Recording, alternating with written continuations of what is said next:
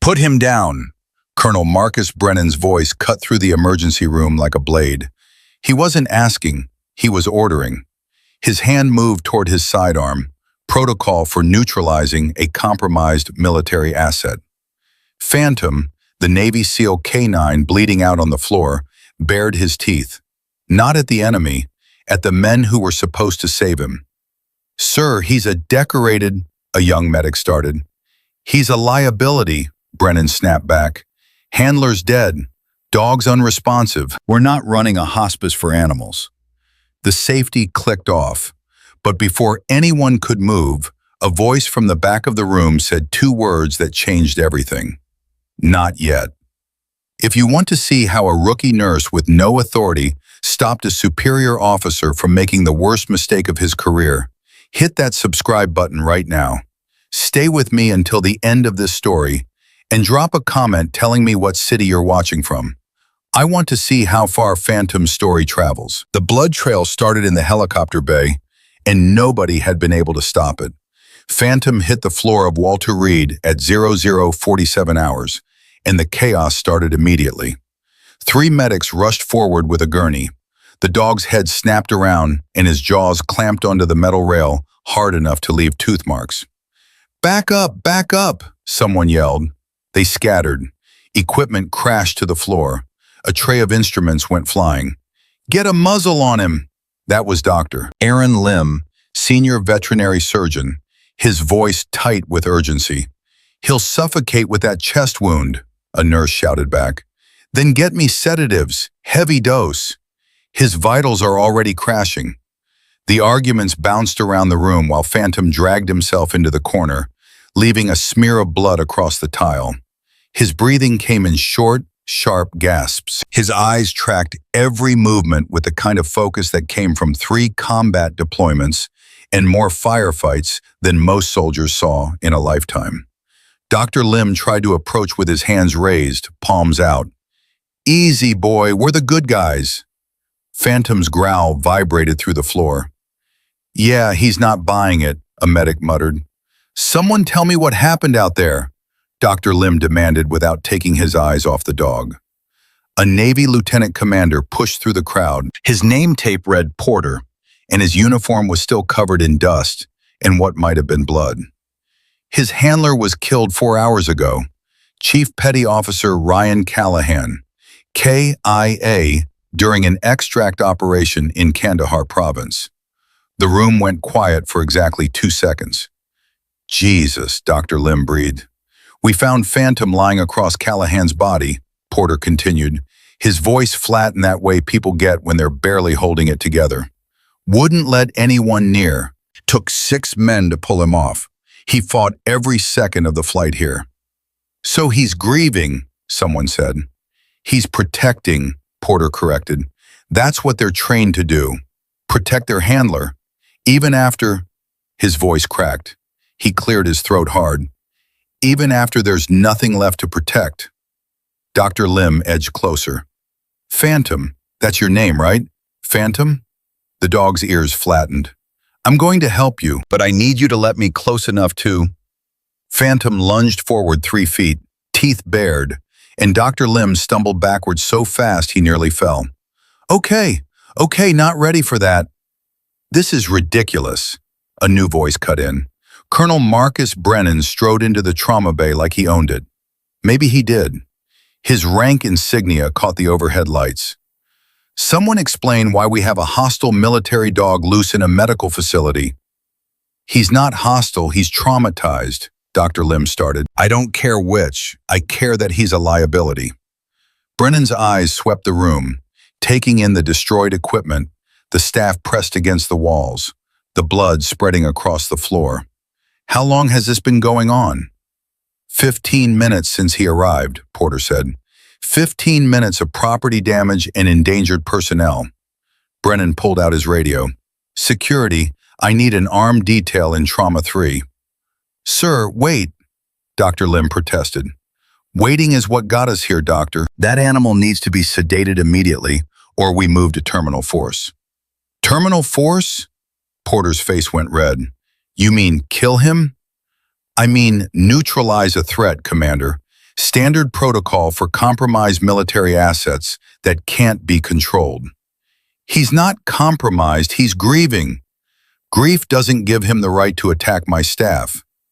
He hasn't attacked anyone. Yet. Brennan turned to Dr. Lim. Can you sedate him remotely? Dr. Lim hesitated. Yes, but his vitals are already unstable. Heavy sedation could. I didn't ask for a medical lecture. Can you do it or not? Technically, yes, but then do it. Colonel, if we sedate him too heavily, his heart could stop. He's lost a lot of blood. His system is in shock. We push him too far under, and we might not get him back. Brennan's jaw tightened. Then we're back to my original solution. The words hung in the air like a death sentence. Porter stepped between Brennan and the corner where Phantom lay. You are not executing a decorated military canine because he's having a bad night. I'm following protocol. Protocol can wait 5 more minutes while we figure out another option. We don't have another option. Brennan's voice rose. Look around this room, Commander. Look at what he's already done. Now imagine what happens when he's completely feral. Imagine him going for a nurse's throat. Imagine the lawsuits, the investigations, the media circus when it gets out that we let a PTSD dog loose in a military hospital. That's what this is about? Porter's voice dropped dangerously low. You're worried about PR?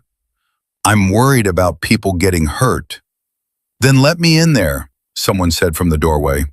Everyone turned. A young woman in navy blue scrubs stood at the entrance to the trauma bay. Her brown hair was pulled back tight, and her face was calm in a way that didn't match the chaos around her. Brennan looked her up and down. Who are you? Nurse Emily Carter, sir. Trauma rotation. Well, Nurse Carter, unless you have some magical way to make that dog cooperate, I suggest you stay back with everyone else. Emily's eyes went to Phantom. The dog was watching her now. Just watching. I might, actually. Might what? Have a way. Dr. Lim turned to her. Emily, what are you talking about? She didn't answer him. She was still looking at Phantom. Sir, before you make any final decisions, let me try something.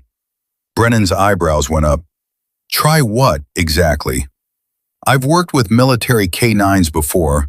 I know what he's going through. You're a nurse, not a dog trainer. I was a combat medic before I was a nurse, attached to Naval Special Warfare Group 2. I specialized in K9 trauma response. The room went dead silent. Porter straightened. You were with a SEAL K9 unit? For 3 years, deployed twice. I worked with dogs like Phantom every day. Why isn't that in your personnel file? Brennan demanded. Because I had it removed when I transferred to civilian nursing. I didn't want...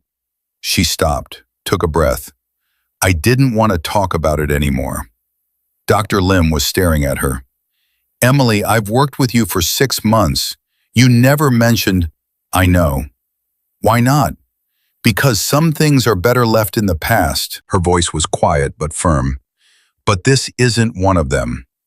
Brennan crossed his arms. So what exactly are you proposing? Let me approach him. Let me try to establish trust. And if he attacks you, then you do what you were going to do anyway, but at least give him a chance first. A chance to do what? He's a dog, a traumatized, dangerous dog. Emily finally looked away from Phantom. Her eyes met Brennan's, and there was something in them that made the colonel pause. He's not just a dog, sir. He's a soldier. He's been trained to operate under extreme stress, to make decisions, to problem solve.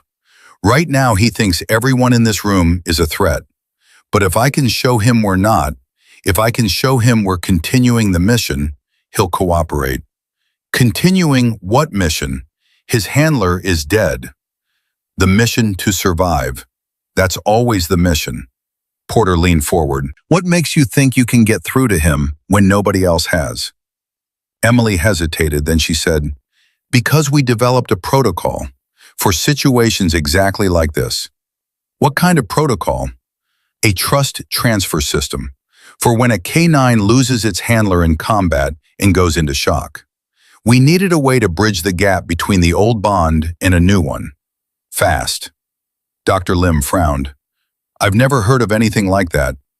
It was classified, developed for extreme scenarios when standard handling procedures fail. Brennan's eyes narrowed. You're talking about some kind of code? Yes, sir. And you think that'll work? It did in training simulations. But you've never used it in a real situation. No, sir. So you're asking me to let you experiment on a dying military dog with an untested protocol. Emily's voice stayed level. I'm asking you not to kill him before we've tried everything. Brennan studied her for a long moment. Then he looked at Phantom, who was still bleeding in the corner, still watching, still waiting for someone to make a move. The colonel's hand moved away from his sidearm. You get one chance, he said, one attempt. If it doesn't work, we move to immediate sedation. And if that fails, we move to terminal force. Non-negotiable. Understood. And if he goes for you, if he even looks like he's going to bite, we pull you out immediately. Yes, sir. Doctor, Lim, you agree to this? The surgeon looked at Emily, then at Phantom, then back at Emily. If she thinks she can do it, I'll back her. Commander Porter? Porter nodded slowly. Ryan Callahan was one of my men. If there's any chance to save his dog, we have to take it. Brennan stepped back. Then do it, Nurse Carter, and pray you're right. Emily moved to the center of the room. Slowly. Every eye was on her. Phantom's ears swiveled to track her movement, but he didn't growl. Not yet. What's the first step? Dr. Lim asked quietly. Lower the threat level, Emily said without looking at him. Everyone who doesn't need to be here, step back. Reduce the number of people in his line of sight. You heard her, Brennan ordered. Non-essential personnel, clear out. Half the room shuffled backward toward the door. The noise level dropped. Phantom's breathing evened out slightly. Good, Emily murmured. That's good. She took one step forward, then stopped, watching, waiting. Phantom's muscles tensed. Easy, she said softly. I'm not here to hurt you. Another step, slow, deliberate, her hands visible at her sides. Emily, his hackles are rising, Dr. Lim warned. I see them. Maybe you should. I know what I'm doing. Another step. She was maybe 10 feet away now, close enough to see the shrapnel wounds clearly, close enough to see how much blood he'd lost, close enough to see the intelligence in his eyes, and the fear. You're scared, she said quietly. I get that. Everyone here is a stranger. Every hand looks like it's going to hurt you. But I'm not everyone else. Phantom's lip curled. A low, warning rumble started in his chest. That's it, Porter breathed. He's going to charge. No, Emily said. He's testing me, seeing if I'll run. And are you? No. She crouched down, slow, non-threatening, lowering herself to his level. Phantom's growl deepened. She's too close, Brennan said. Carter, step back. Emily didn't move. Not yet. That's an order, nurse. With respect, sir, if I step back now, he'll know I'm afraid. And if he knows I'm afraid, he'll never trust me. If you don't step back, he'll tear your throat out. He won't. You can't know that. Yes, I can. Emily kept her eyes on Phantom. Because he doesn't want to hurt anyone. He wants to protect. That's what he was trained to do. That's who he is. And right now, the thing he's protecting is his grief.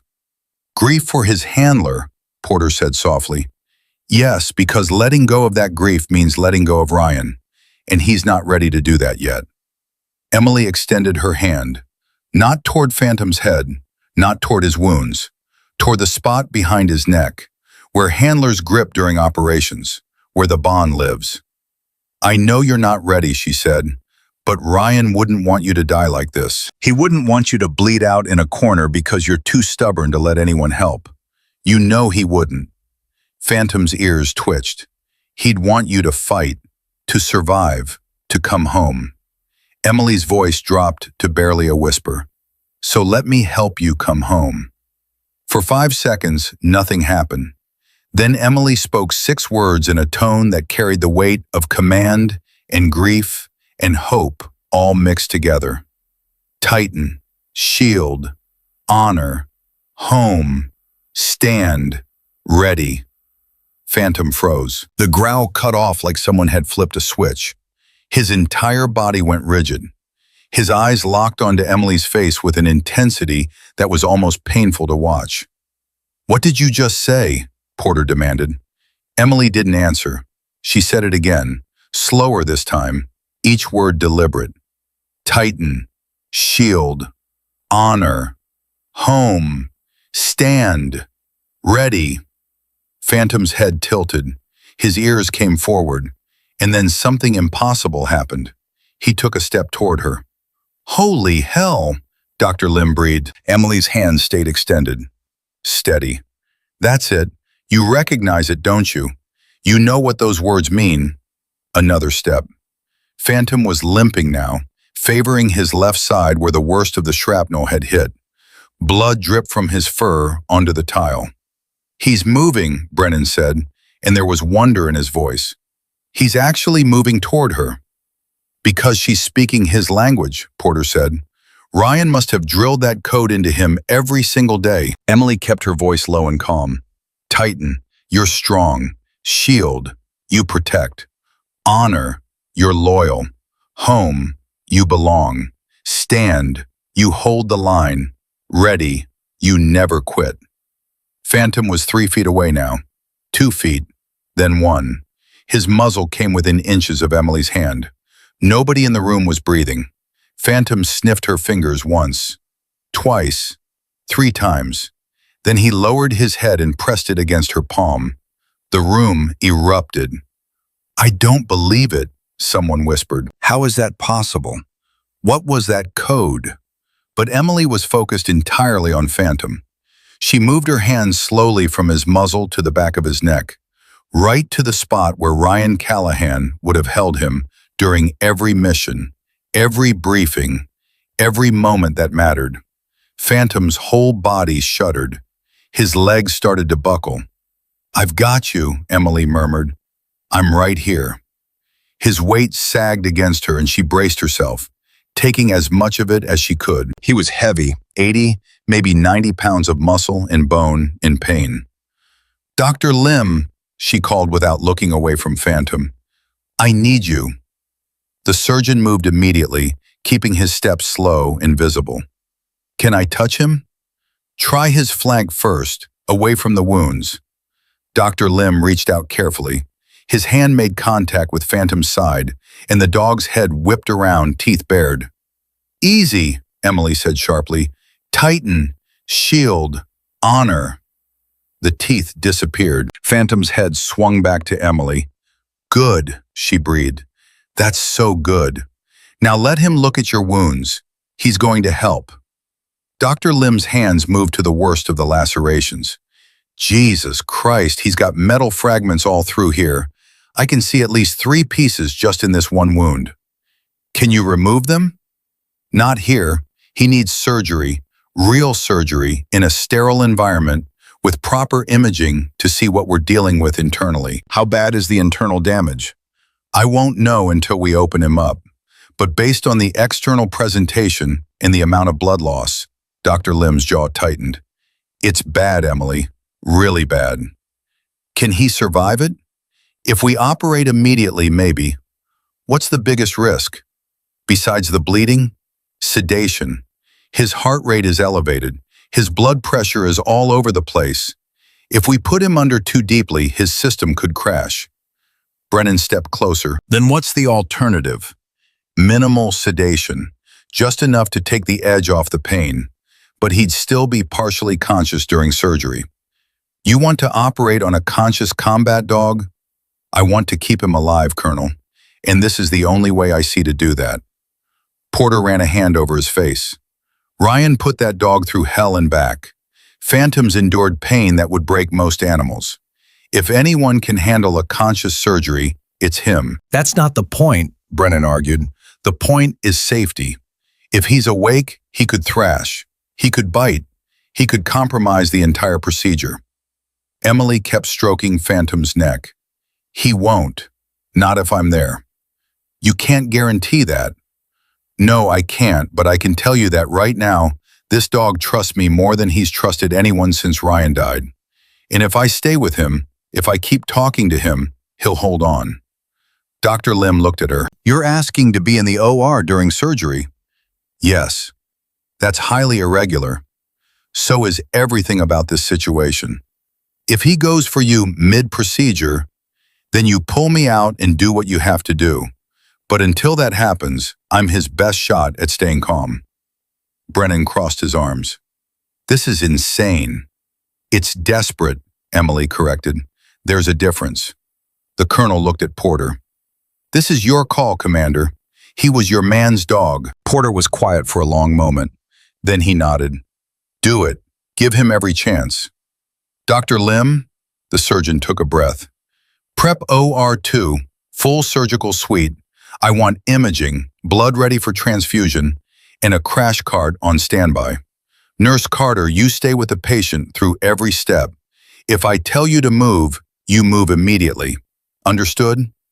Understood. Then let's move. We've got maybe an hour before he bleeds out.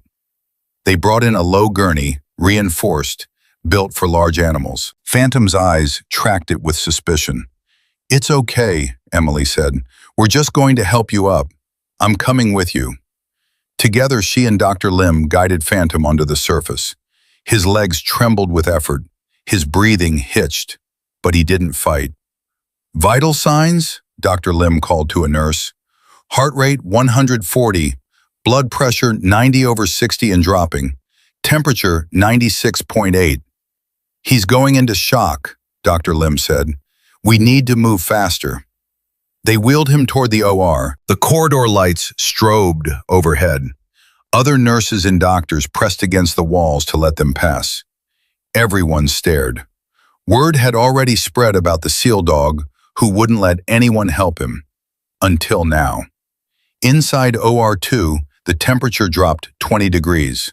Sterile fields were already laid out. Instrument trays gleamed under the surgical lights. Phantom's eyes went wide. I know, Emily murmured. It's scary. All these new smells, new sounds, but I promise you, this is where we save your life. A nurse approached with imaging equipment. Phantom's lip curled. Titan, shield, honor. The lip came back down. They ran portable x-rays, ultrasound. The images appeared on monitors around the room, and Dr. Lim's face grew grimmer with each one. Talk to me, doctor, Brennan said from the observation window above. Multiple shrapnel fragments, 3 in the shoulder, 2 in the ribs, and at least 1 near the spleen. Doctor, Lim pointed to a dark mass on the ultrasound. That's internal bleeding, active and ongoing. The fragment near his spleen is the biggest problem. If it's punctured the capsule, he could hemorrhage out in minutes. Can you fix it? If I can get to it in time, yes, but it's going to be delicate work. One wrong move and we could make it worse. How long do you need? 2 hours, maybe 3. And he has to be awake for all of it?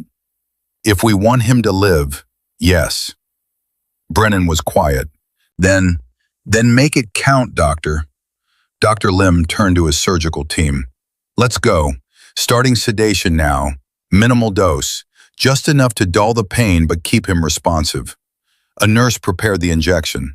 Phantom's eyes followed the syringe. It's medicine, Emily said softly. It's going to make you feel better. I promise. The injection went into his IV line. For 30 seconds, nothing changed. Then Phantom's rapid breathing slowed. His pupils dilated slightly. The wild edge of panic in his eyes softened. But he was still awake, still watching. Sedation taking effect, the nurse reported. Heart rate dropping to 110. That's as low as we're getting it, Dr. Lim said. Prep the surgical field. Emily, I need you to position yourself at his head. Keep your hands where he can see them. Keep talking. Whatever you were saying before, say it again. And don't stop. Emily moved to Phantom's head. She placed both hands on either side of his neck, the way a handler would during a high-stress operation. I'm here. I'm not leaving. No matter what happens, I stay with you. Phantom's eyes found hers and held. Dr. Lim made the first incision. Phantom's entire body jerked. His head came up, his teeth bared. "Restraints!" someone yelled. "No!" Emily's voice cut through the panic. "Tighten, shield, honor, home, stand, ready." Phantom's head dropped back down. His jaw closed. His eyes stayed locked on Emily's face. "Good," she breathed. "You're so good. This is the hard part, but you've done hard things before. You've done impossible things. This is just one more." Dr. Lim worked quickly, his hands moving with practiced precision. Every few seconds, Phantom would flinch, would whimper, would start to pull away, and every time Emily would whisper the code, and every time he would settle. "First fragment located," Dr. Lim announced. "Shoulder region. Extracting now." The metal came free with a wet sound. Blood welled up. Suction cleared it. Dr. Lim moved to the next wound. "How's he doing?" Brennan's voice came through the intercom. "Holding steady," Dr. Lim replied. "Better than I expected, honestly. His pain tolerance is remarkable." "He's a SEAL dog," Porter said quietly. "They don't quit." Minutes stretched into an hour, then longer.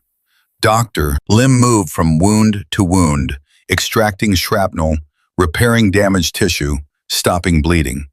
Through it all, Phantom endured, because Emily stayed, because she kept her hands on his neck, because she kept whispering that he was strong, that he was brave, that he was almost home.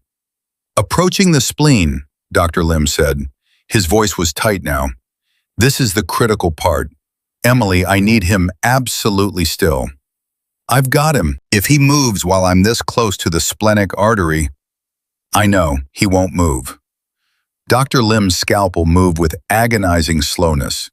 Every surgeon in the observation room was holding their breath. The fragment was right there, embedded in tissue, a hair's breadth from a major blood vessel. Phantom whimpered. His legs tensed. "Stay with me," Emily whispered. "Just a little longer. Ryan would be so proud of you right now. So proud. You're the bravest warrior I've ever seen." Phantom's eyes closed, then opened, then closed again. "Fragment is mobile," Dr. Lim said. "Extracting in 3, 2, 1. The metal came free. Blood bloomed instantly. "Pressure," Dr. Lim barked. A nurse moved in. Gauze, suction. Dr. Lim's hands worked faster than seemed possible. 30 seconds, 45, a full minute. "Got it. Bleeders clamped. Starting repair now." The tension in the room didn't ease. If anything, it got worse. This was the moment that would determine if Phantom lived or died. Dr. Lim stitched with the kind of precision that came from thousands of hours of practice. The splenic capsule had been nicked, but not ruptured. The artery was intact. Slowly, carefully, he closed the wound. "Done," he finally said. "Spleen is secure. No active bleeding." The observation room erupted in quiet applause. "Remaining fragments?" Brennan asked. "2 more, both superficial. Give me 15 minutes. Those 15 minutes felt like hours, but finally Dr. Lim stepped back from the table. His gloves were covered in blood. His scrubs were soaked, but his eyes were clear. "All fragments removed, all major vessels secure, starting closure now." The final stitches went in, layer by layer, tissue, muscle, skin, until Phantom's wounds were closed and bandaged, and the bleeding had stopped completely. "Vital signs?" Dr. Lim asked. "Heart rate 95, blood pressure 100/70, temperature rising to 98.2. All trends positive." "Then we're done. Good work, everyone." As the surgical team began to clean up, Emily kept her hands on Phantom's neck. "You did it," she whispered. "You made it through. You're going to be okay." Phantom's tail moved, just once, a weak thump against the table. It was the first time he'd wagged since Ryan Callahan died. Emily felt tears burn her eyes, but she didn't let them fall. Not yet. Not while he was still watching. "Let's move him to recovery," Dr. Lim said. "Emily, you're staying with him? Until he doesn't need me anymore." They wheeled Phantom to a quiet recovery room. Dim lights, soft sounds. Emily pulled a chair close to his bed and sat down. Phantom's eyes tracked her movement. "I'm not going anywhere," she said. "I promise." As the sedation began to wear off fully, Phantom did something that made every person in that room stop and stare. He lifted his paw, slowly, carefully, fighting through pain and exhaustion, and placed it on Emily's hand.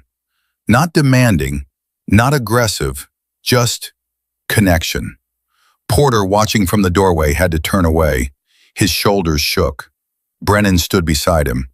That dog just survived 3 hours of surgery with minimal sedation because one person knew the right words to say. "Ryan trained him well," Porter managed. "No," Brennan said quietly. "Ryan trained him to survive." But Nurse Carter reminded him why survival matters. In the recovery room, Emily rested her forehead against Phantom's. "I know you miss him. I know it hurts, but you're still here. And that means something. That means everything." Phantom's breathing evened out. His eyes drifted closed. And for the first time in 4 hours, he slept. Not because the pain was gone, but because for the first time since Ryan Callahan died, someone had convinced him that he wasn't fighting alone. Phantom slept for 18 minutes before the nightmare started. Emily felt it first in the tremor that ran through his paw, still resting on her hand, then in the whimper that escaped his throat, then in the way his legs began to kick like he was running from something only he could see. His breathing accelerated from steady to frantic in seconds. "Easy," Emily whispered, her other hand moving to his neck. "You're safe. You're here with me." The thrashing got worse. His head jerked sideways and the IV line pulled taut. "Phantom, no!" Emily tried to steady him, but 80 pounds of panicked war dog was stronger than her grip. His eyes snapped open, wild and unseeing, and his jaws opened in a snarl aimed at nothing and everything. Dr. Lim burst through the door. "What's happening?" "Nightmare, he doesn't know where he is."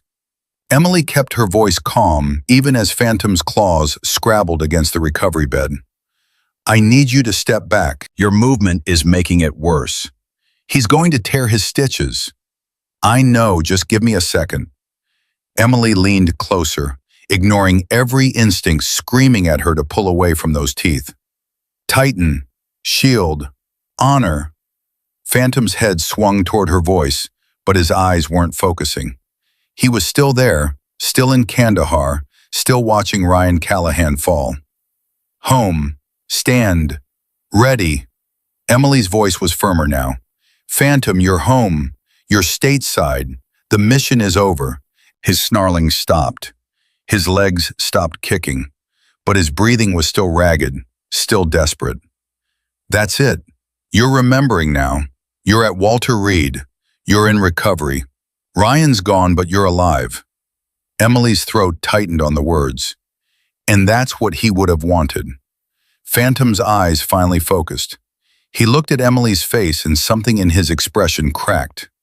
The aggression drained away, and what replaced it was worse. Pure, bottomless grief. "I know," Emily said softly. "I know it hurts." He collapsed back onto the bed, every ounce of fight gone. His breathing hitched in a way that sounded disturbingly human. Dr. Lim approached slowly. His vitals spiked. Heart rate hit 160. "If this keeps happening—" "It will keep happening," Emily interrupted. "He's traumatized. Surgery fixed his body, but his mind is still back there, still trying to save Ryan." "So what do? We stay with him. We talk him down every time. We remind him he's safe." Emily stroked Phantom's neck in slow, steady motions. "And we hope that eventually he starts to believe it. That could take weeks." "I know."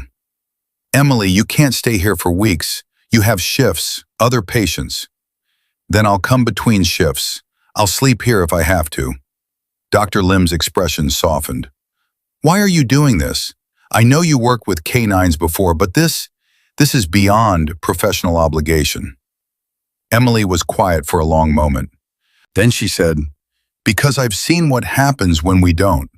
When we patch them up and send them back without dealing with the trauma. I've seen dogs who survived combat but couldn't survive the peace. Her hands stilled on Phantom's neck. And I've seen the handlers who had to make the call to put them down because nobody knew how to help. You're talking about more than just dogs. Yeah, I am. Before Dr. Lim could respond, the recovery room door opened again and Colonel Brennan walked in. His expression was unreadable. Nurse Carter, a word. Emily's jaw tightened, but she stood, her hands sliding off Phantom's neck. Immediately, the dog's head came up, his eyes tracking her movement with something close to panic. I'll be right outside, she told him. 30 seconds, I promise. Phantom didn't settle, but he didn't try to follow either. In the hallway, Brennan crossed his arms. I owe you an apology. Emily blinked. That wasn't what she'd expected. Sir? I was ready to put that dog down. I was convinced he was too far gone to save. You proved me wrong. Brennan's voice was gruff. That took guts, standing up to me in front of my own people, risking your career for an animal you didn't even know. He's not just an animal, Colonel. He's a soldier. I know. You made that clear. Brennan glanced through the observation window at Phantom. But now we have a new problem.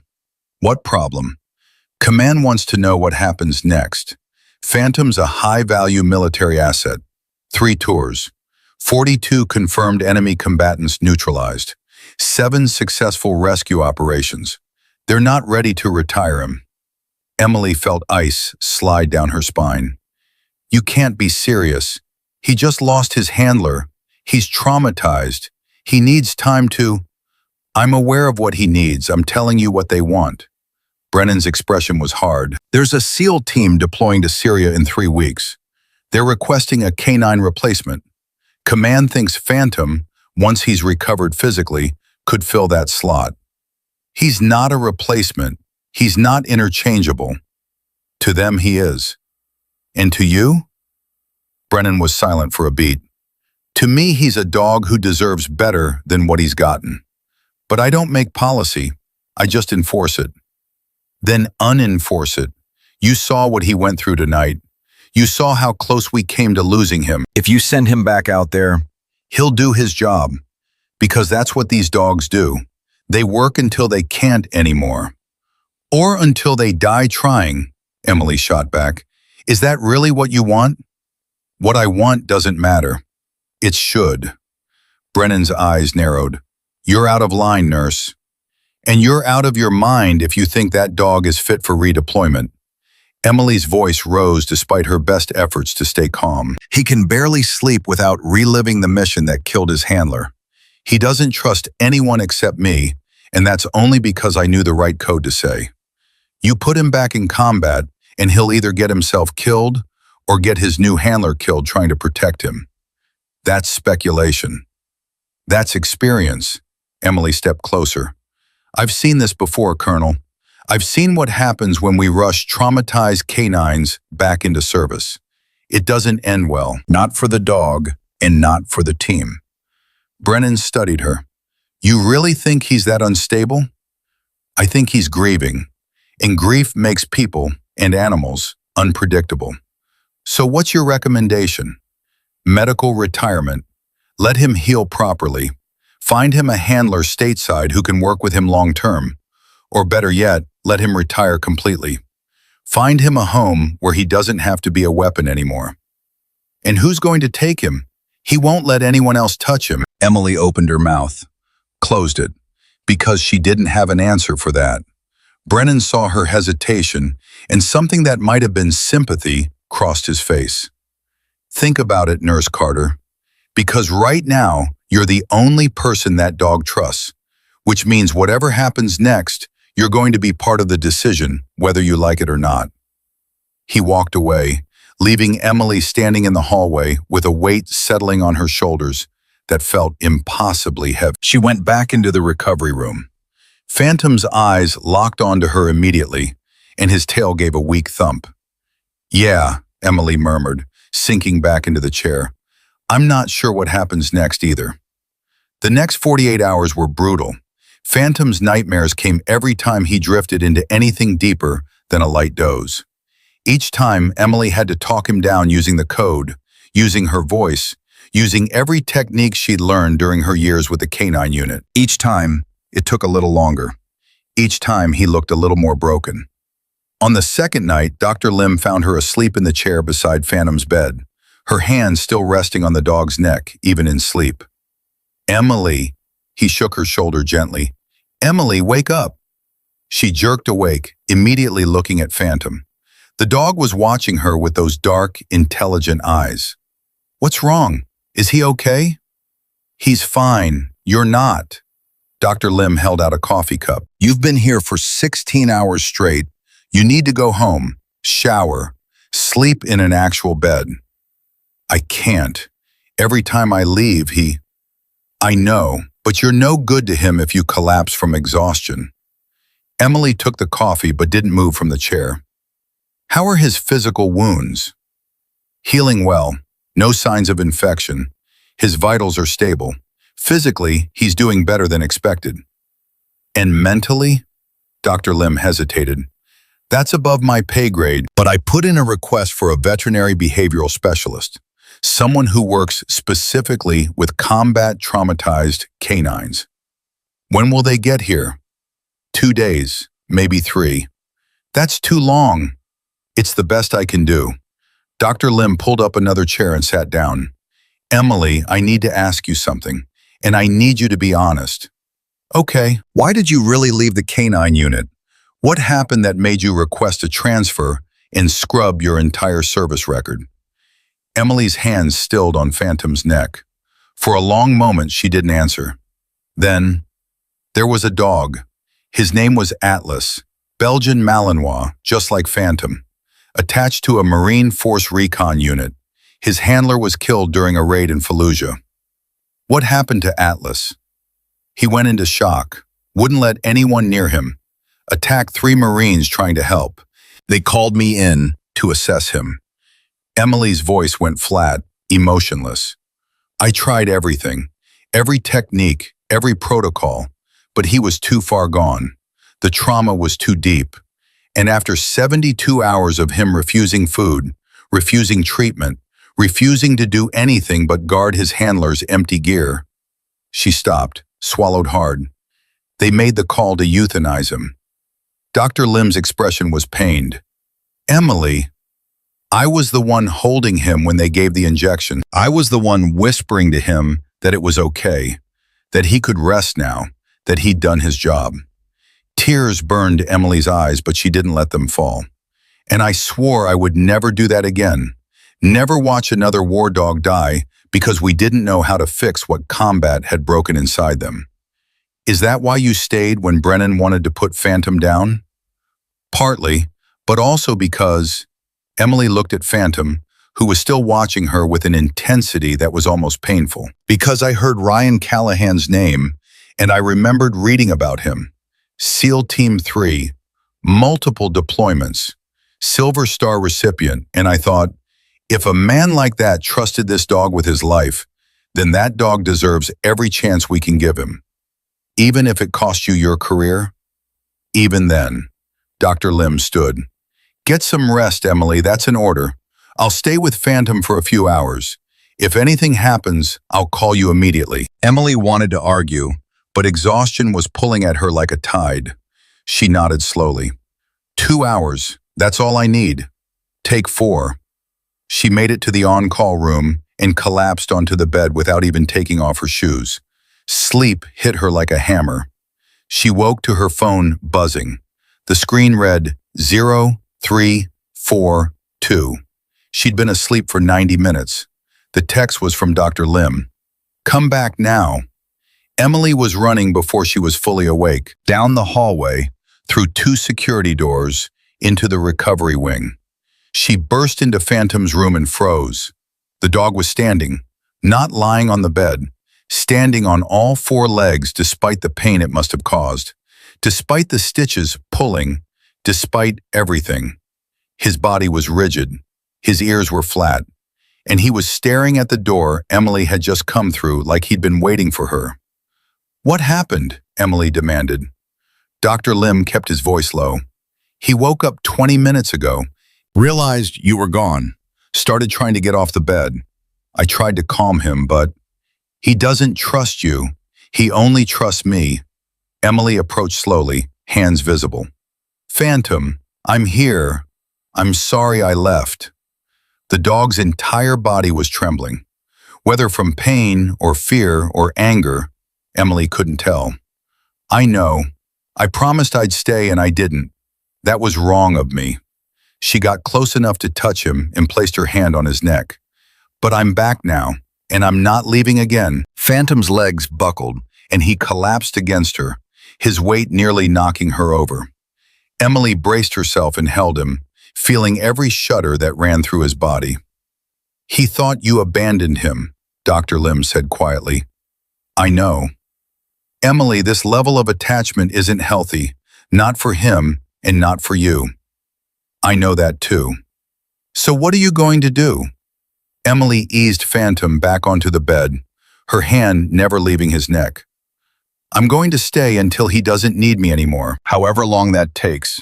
That could be months. Then it's months."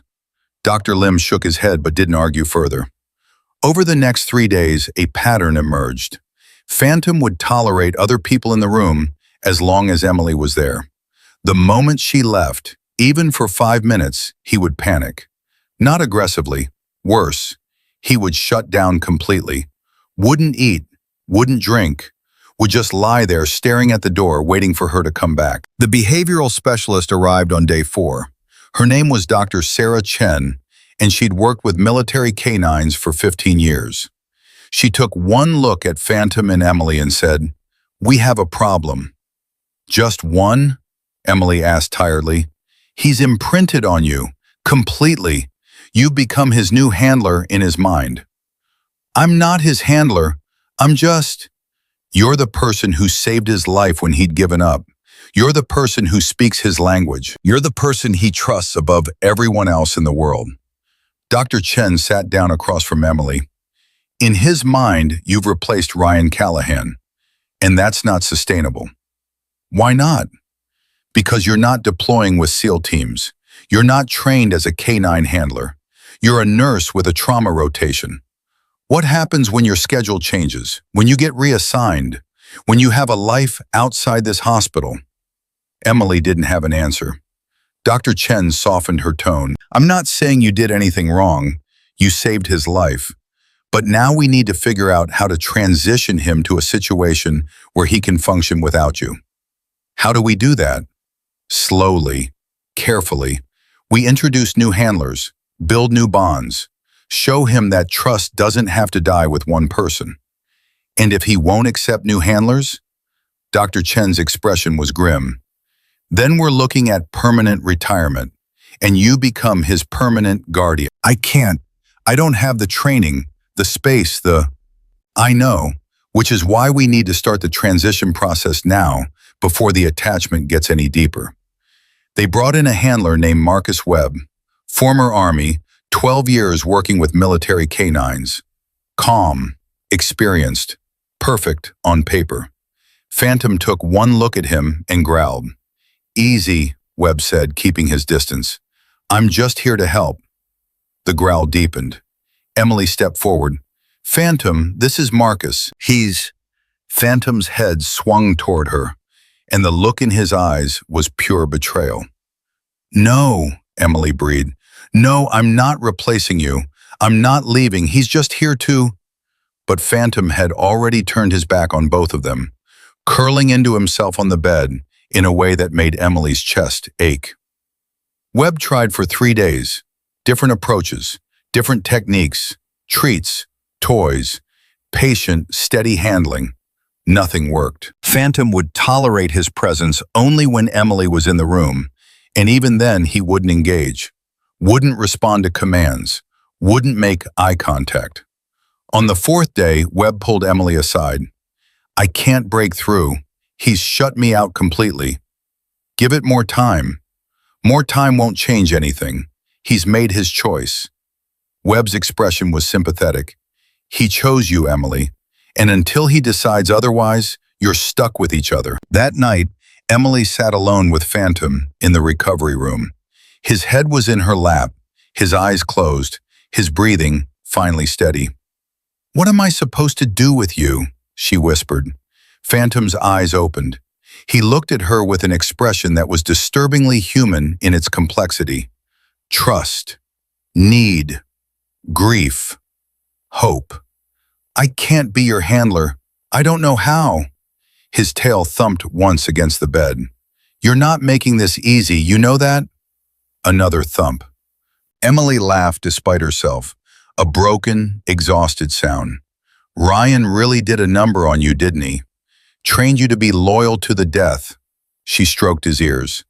But he's gone, and you're still here. So we have to figure out what that means. The door opened and Commander Porter walked in. He'd been checking on Phantom every day, always from a distance, always with that haunted look in his eyes. How's he doing? Porter asked. Physically, almost fully healed.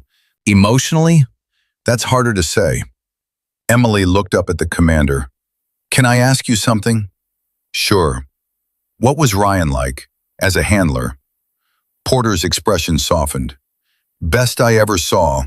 He didn't just train Phantom, he partnered with him, treated him like an equal, not a tool. They had this connection that went beyond commands and conditioning. It was like they could read each other's minds. That's what makes this so hard, Emily said. Phantom didn't just lose a handler, he lost his other half. And he found a new one in you. I'm not. You are, Porter interrupted gently. Maybe not in the same way. Maybe not with the same training or experience. But you speak his language. You understand what he needs. That's rarer than you think. Command wants to redeploy him. Porter's jaw tightened. I know. I've been fighting it. Fighting it how?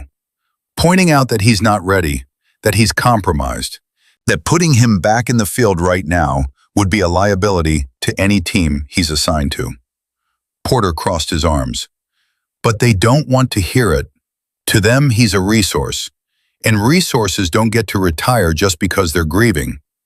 That's insane. That's the military. Emily looked down at Phantom. There has to be another option.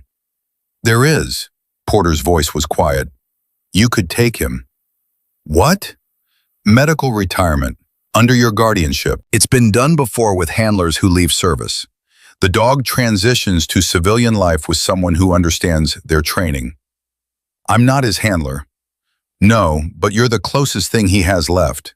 Porter moved closer. Look, I know this isn't what you signed up for. I know it's asking a lot. But Emily, if you don't take him, they will send him back out there. And next time, he might not be so lucky. Emily's throat tightened. I don't know if I can do this. You've already been doing it. For the past week, you've kept him alive, kept him stable, kept him from giving up completely. Porter knelt down beside her chair. Ryan would have trusted you with him, I'm sure of it. You didn't even know I existed until a week ago. No, but I know what Ryan valued. Loyalty, courage, the willingness to fight for something even when it's hard. Porter looked at Phantom. You've shown all of that. So yeah, I think he would have trusted you. Before Emily could respond, the door burst open and Colonel Brennan strode in with two officers she didn't recognize. Nurse Carter, we need to talk. The tone made Emily's stomach drop. About what? About unauthorized protocol usage. About classified information. About how exactly you know code words that only active SEAL K9 handlers are supposed to have access to. Emily stood slowly.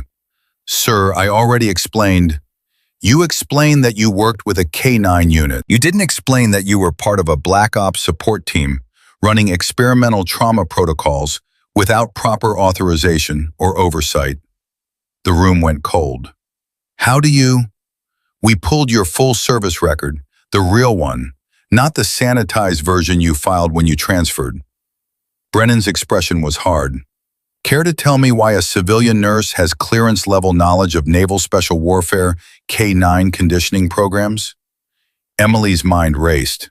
This was it. The past she'd tried to bury catching up with her. I was read into the program, she said carefully. Everything I did was authorized. By who? By the commanding officer of Naval Special Warfare Development Group, Captain James Harrison. One of the officers behind Brennan stiffened. Harrison was dishonorably discharged 2 years ago for running unsanctioned training programs. I didn't know that. Didn't you? No, sir.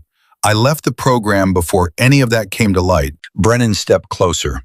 So you're telling me you developed a classified K-9 protocol, used it on a high-value military asset, and had no idea the entire program you were part of was illegal? It wasn't illegal when I was there. It was experimental, cutting edge. We were trying to save lives.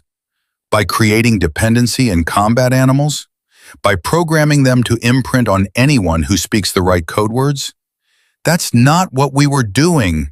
We were creating a fail-safe, a way to transfer trust in emergency situations when a handler was killed or incapacitated. It was supposed to save dogs like Phantom from being put down just because they couldn't bond with a new handler fast enough. And instead you created a system where one person, you, can control a SEAL combat dog with 6 words. Brennan's voice was ice. Do you have any idea how dangerous that is? Emily's hands clenched. More dangerous than shooting him in a recovery room? The silence that followed was explosive. Porter stood. Colonel, with respect. Sit down, Commander. This doesn't concern you. Like hell it doesn't. That's Ryan Callahan's dog. My man's dog. And if you're accusing Nurse Carter of anything, you're going to do it with me present. Brennan's jaw worked. Then he said, Fine. You want to be here for this? Then here it is. The program Nurse Carter was part of was shut down because it violated ethical guidelines for animal training. It created psychological dependencies that couldn't be undone. It turned combat canines into weapons that only responded to specific triggers. And when Captain Harrison tried to deploy these dogs without proper disclosure, 3 of them had complete psychological breakdowns in the field. Emily felt the blood drain from her face. What? You didn't know? The program you helped develop resulted in 3 K9s becoming so unstable they had to be euthanized. No, that's not. We tested everything. We made sure. You made sure it worked in controlled environments. But combat isn't controlled. And when these dogs lost their primary handlers and couldn't find their secondary triggers, the people who knew the codes, they snapped. Brennan's expression was grim. 2 of them attacked their own teams. 1 killed a Marine before they could put it down. Emily couldn't breathe, couldn't think. I didn't know. I swear I didn't know. Well, now you do. And now you understand why what you did with Phantom is a problem. You've created another dog who only responds to you. Another potential weapon who could turn on anyone else who tries to handle him.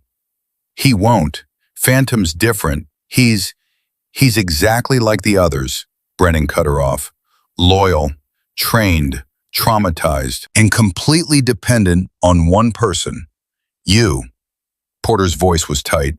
So what are you saying, Colonel? That Emily shouldn't have saved his life?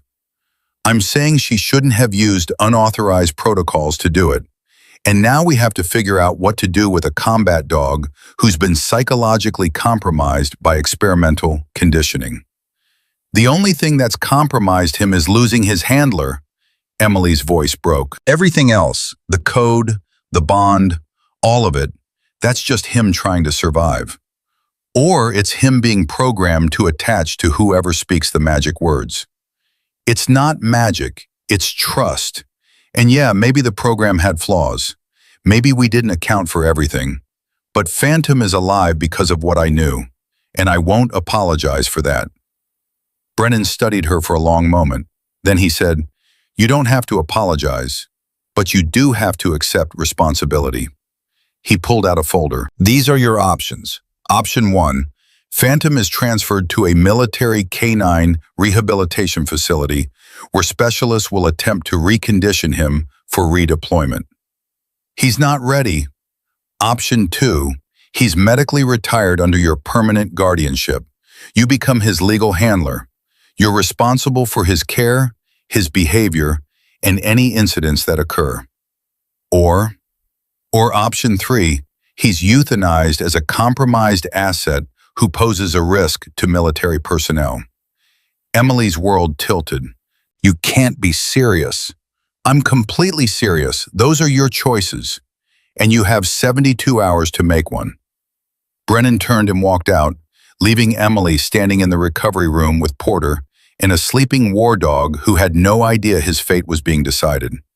"They can't do this," Emily whispered. "They can't just—" "They can," Porter said quietly, "and they will, unless you stop them." "How?" "By taking option 2, by becoming what Phantom needs you to be." Emily looked at the dog who'd trusted her, who'd survived because she'd known the right words, who was now paying the price for a program she'd helped create. "I don't know if I can do this," she said again. Phantom stirred in his sleep. His paw reached out, searching for her hand even in dreams. And Emily knew, with a certainty that settled in her bones, that she didn't really have a choice at all. Emily signed the papers at 06:30 the next morning. Her hand shook so badly the first signature was illegible. Colonel Brennan watched from across the desk with an expression she couldn't read. "You understand what this means," he said. It wasn't a question. "Yes, sir. You're legally responsible for him. If he bites someone, if he attacks, if he shows any aggressive behavior, I understand. You'll be liable, criminally and civilly. There won't be military protection." "I said I understand." Emily set the pen down harder than necessary. "Is there anything else?" Brennan slid another document across the desk. "Behavioral contract. You agree to monthly evaluations with Dr. Chen. Any sign of instability, and we reserve the right to reclaim him." "Reclaim him for what? Redeployment or euthanasia?" "That would depend on the evaluation." Emily read through the contract. Every line felt like a trap, but the alternative was watching Phantom get shipped to a facility where he'd either break completely or get put down for not breaking fast enough. She signed it. "You're making a mistake," Brennan said quietly. "Probably, but it's my mistake to make. That dog is going to consume your life. Every decision you make from now on will have to account for him. Where you live, where you work, who you date." "I know." "Do you?" "Because I've seen this before. Handlers who can't let go, who sacrifice everything for an animal that can't appreciate what they're giving up." Emily stood, gathering the papers. "With respect, Colonel, you don't know anything about what Phantom appreciates. You were ready to shoot him a week ago. And you saved him. Congratulations. Now you get to live with that choice." She walked out before she said something that would get her court-martialed. Porter was waiting in the hallway. "You did it." "Yeah." "How do you feel?" "Terrified." "You?" "Grateful." Porter handed her a folder. "Ryan's personal effects. I thought you should have them. Phantom might recognize the scent." Emily opened the folder. Inside was a dog collar, worn and faded. A name tag that read Phantom, with Ryan Callahan's contact information engraved on the back. A photo of Ryan and Phantom on deployment, both of them dusty and exhausted and alive. Her throat closed up. "Commander, I can't." "Ryan would want him to have it, and he'd want you to have the truth about who you're taking on." Porter's voice was rough. That dog wasn't just his partner. Phantom was the reason Ryan made it through 3 tours without losing his mind. The reason he could function in situations that would break most men. They kept each other alive. And now Ryan's dead and Phantom's broken. Yeah, but not beyond repair. Porter gripped her shoulder. You can do this, Emily. I wouldn't have supported the guardianship if I didn't believe that. What if I mess it up? What if I can't give him what he needs? Then you'll figure it out. Same way you figured out how to save his life when everyone else had given up. Porter started to walk away, then stopped. One more thing. Ryan kept a journal, deployment logs, training notes, personal observations about Phantom. I had it sent to your quarters. Might help you understand him better. He left before Emily could ask what he meant by that. She went back to recovery. Phantom was awake, watching the door like he'd known she was coming. His tail started wagging the moment he saw her. "Hey, buddy." Emily sat down beside him and pulled out Ryan's collar. "I brought you something." Phantom's entire body went rigid. His nose twitched. He leaned forward slowly, sniffing the collar with an intensity that made Emily's chest ache. Then he whimpered. A low, broken sound that was somehow worse than any growl. "I know," Emily whispered. "I know you miss him." Phantom pressed his face against the collar, and his whole body started to shake. Not from fear, from grief so profound it didn't have words. Emily wrapped her arms around him and held on while he fell apart. They released Phantom from Walter Reed 3 days later. Dr. Lim had wanted to keep him longer, but Emily argued that the hospital was making things worse. Too many strange people, too many medical smells, too many reminders of trauma. "He needs somewhere quiet," she'd said, "somewhere he can start to feel safe again." Dr. Lim had reluctantly agreed. "But I want to see him in a week.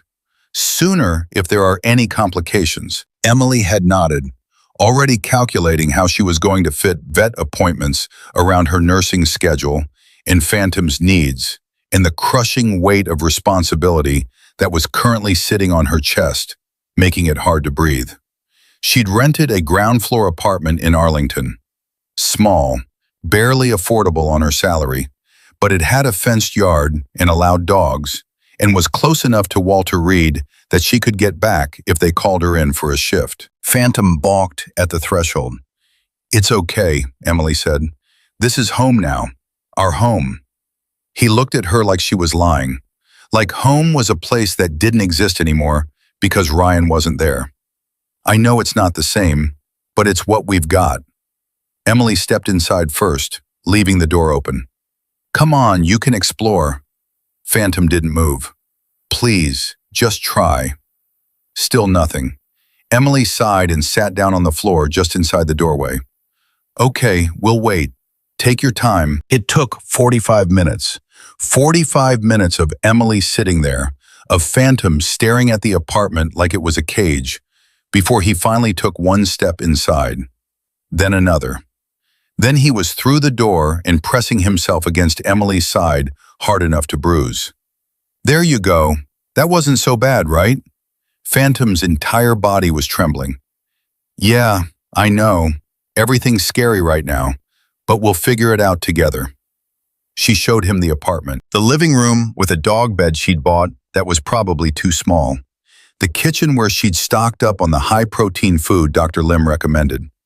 The bedroom where she'd put Ryan's collar on her nightstand because she didn't know where else to put it.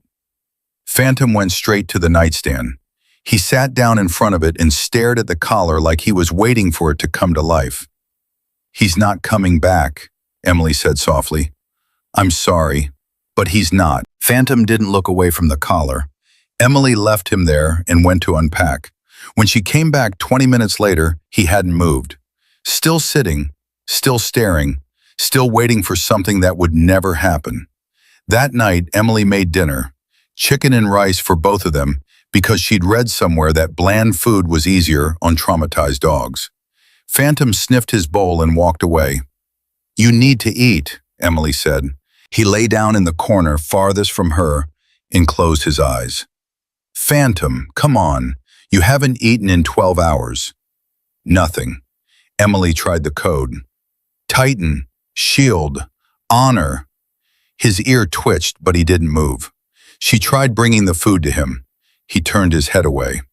By 2,200 hours, Emily was ready to call Dr. Lim and admit she'd made a mistake. By midnight, she was sitting on the floor next to Phantom's corner, exhausted and frustrated and scared. "I don't know what you want from me," she said. "I'm trying. I'm really trying, but you have to meet me halfway here." Phantom opened his eyes, looked at her, and she saw it clearly for the first time. He wasn't being stubborn. He was giving up. "No," Emily said sharply.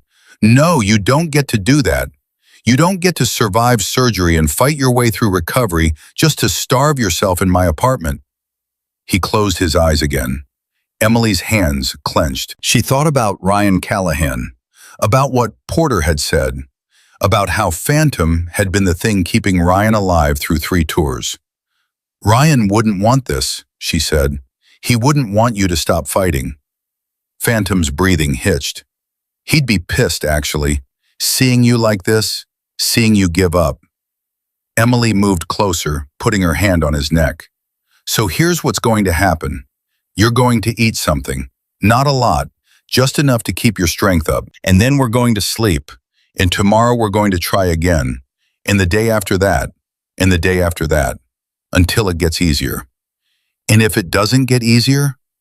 The question was in Phantom's eyes, even if he couldn't speak it. "Then we keep trying anyway," Emily said. "Because that's what warriors do. They don't quit, even when everything hurts, even when they've lost everything. They find a reason to keep going." She picked up his food bowl and held it in front of him. "Eat." That's an order. For 10 seconds, nothing happened. Then Phantom lifted his head and took one small bite, then another. He ate maybe a quarter of the bowl before stopping. It wasn't much, but it was something. Emily felt tears burn her eyes. "Good boy. That's my good boy." She slept on the couch that night because Phantom refused to leave his corner. She woke up every hour to check on him, terrified he'd stopped breathing or slipped into some kind of shock. Each time he was there, alive, watching her with those dark, haunted eyes. At 6:30, her phone rang. Work. They needed her for a shift. Double pay because they were short-staffed. Emily looked at Phantom, looked at the phone, made a choice. "I can't. I have a family emergency." It was the first time she'd ever called out. The charge nurse didn't sound happy. "We really need you, Carter." "I know. I'm sorry. It can't be helped." She hung up and Phantom's tail thumped once against the floor. "Don't get used to it," Emily muttered. "I can't call out every day." But she did, for 3 days straight. Because every time she tried to leave the apartment, even just to go to the store, Phantom would spiral, pacing, whining, scratching at the door hard enough to leave marks. On the 4th day, Dr. Chen showed up unannounced. "I heard you're having trouble," she said. Emily opened the door wider. "How did you?" "Dr. Lim called me. Said you've been missing work. That Phantom isn't adjusting well." "We're working on it." Dr. Chen looked past Emily to where Phantom was pressed into his corner, watching them both with wary eyes. "May I?" "He won't let you near him." "Let me try." Dr. Chen moved slowly into the apartment, keeping her body language open and non-threatening. She got within 5 feet of Phantom before his growl started. "Interesting," she murmured. "What?" "He's not afraid of me. He's protecting you." Emily blinked. "What?" "Look at his position. He's angled between us, ready to intercept if I make a move toward you." Dr. Chen backed up carefully. "He's transferred his protective instincts from Ryan to you. You're not just his handler in his mind, you're his mission." "That's not healthy." "No, it's not, but it's predictable given his training and trauma." Dr. Chen pulled out a notepad.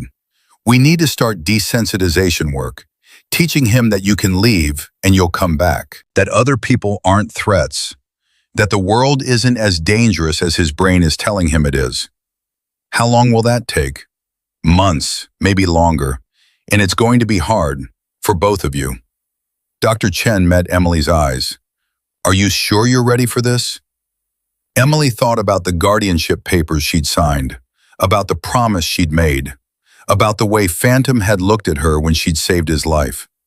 "No," she admitted, "but I'm doing it anyway." They started small.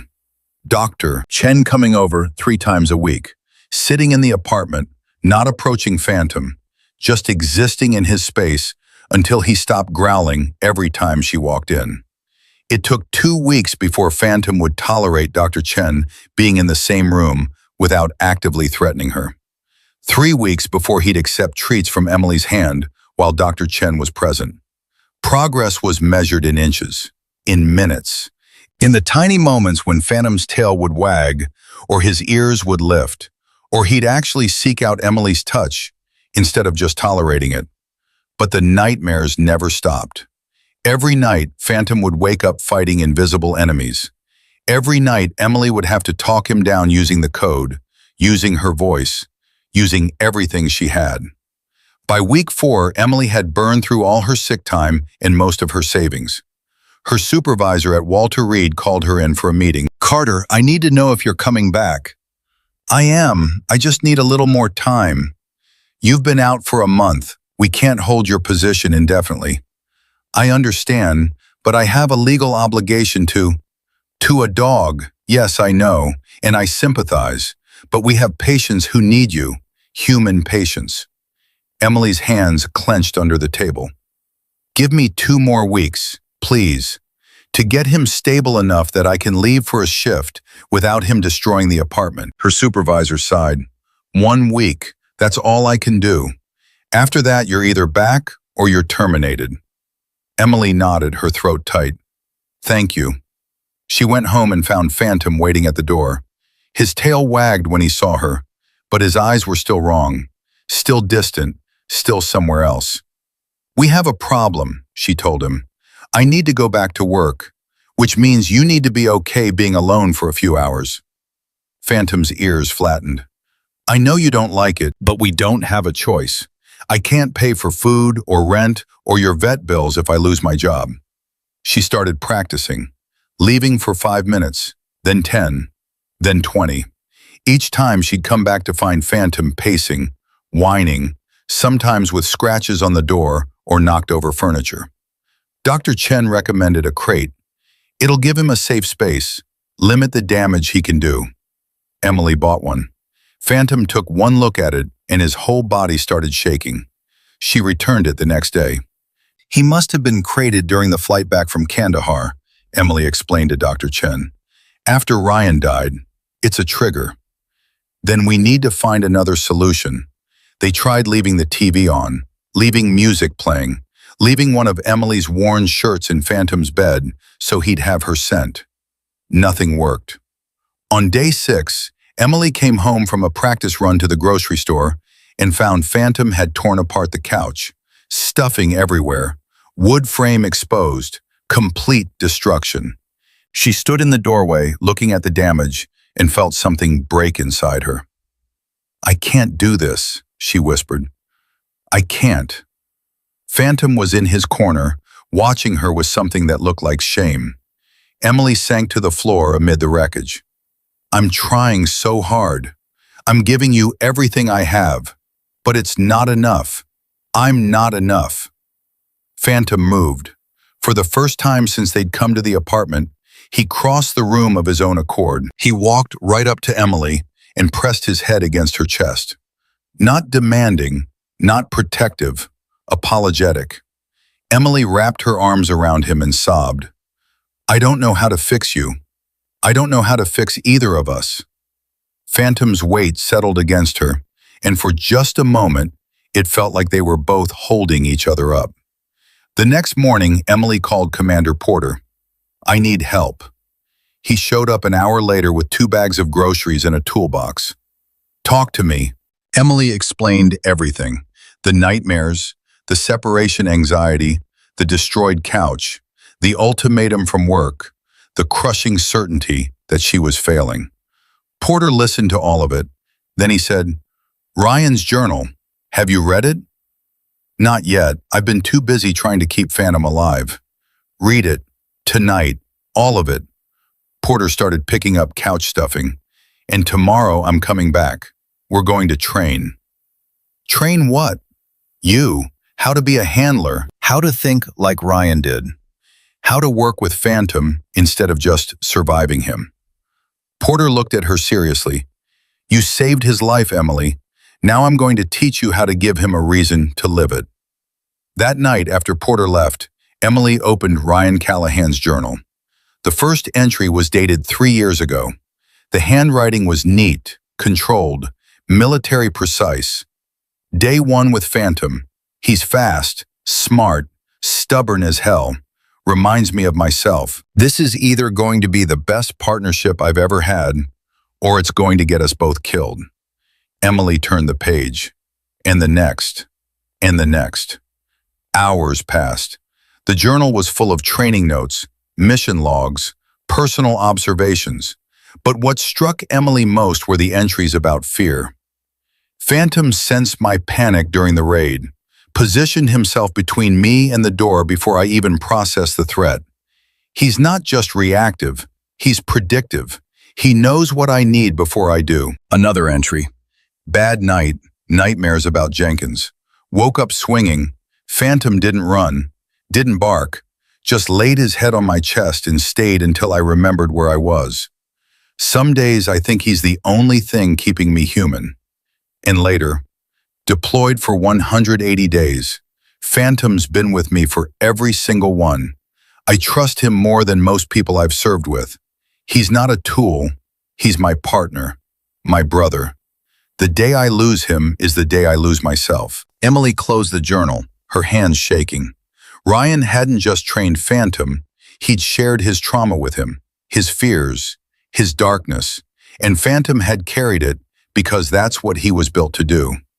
Now he was carrying Emily's darkness too, and she hadn't even realized it. She looked across the room at Phantom, who was watching her from his corner. You're not broken, she said quietly. You're just carrying too much. For Ryan, for me, for everyone who's ever asked you to be strong when you were falling apart. Phantom's ears lifted. So here's what we're going to do. We're going to start over, not as handler and dog, as partners, like you and Ryan. Emily moved to the floor beside him. I'm going to stop trying to fix you, and you're going to stop trying to protect me from everything. Deal? Phantom's tail thumped. Twice this time. Emily picked up Ryan's collar from the nightstand. And we're going to put this on you, not because you're Ryan's anymore, because you're yours. And you earned the right to carry his memory. She fastened the collar around Phantom's neck. It fit perfectly, like it had been waiting. Phantom touched his nose to the name tag. Then he looked at Emily with eyes that were finally present. There you are, Emily whispered. Welcome back. For the first time in 6 weeks, Phantom slept through the night. No nightmares, no pacing, just sleep. And Emily slept too, her hand resting on his neck, feeling every breath, every heartbeat, every sign that they were both still fighting. When she woke up, Phantom was staring at her, but it wasn't the distant stare she'd gotten used to. It was focused, alert, aware. Good morning, Emily said. Phantom's tail wagged, a real wag, full and strong. Porter showed up at 0800 exactly. Ready to work? Yeah, we are. They started in the backyard. Basic commands. Sit, stay, come. Phantom knew them all, but he'd stopped responding consistently.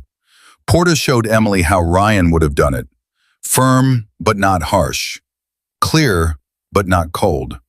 Partnership, not dominance. You're not telling him what to do, Porter explained. You're asking him to work with you. There's a difference. Emily tried it. Phantom, sit, please. He sat immediately. Good, now stay. Emily stepped back 5 feet. Phantom's muscles tensed, but he held position.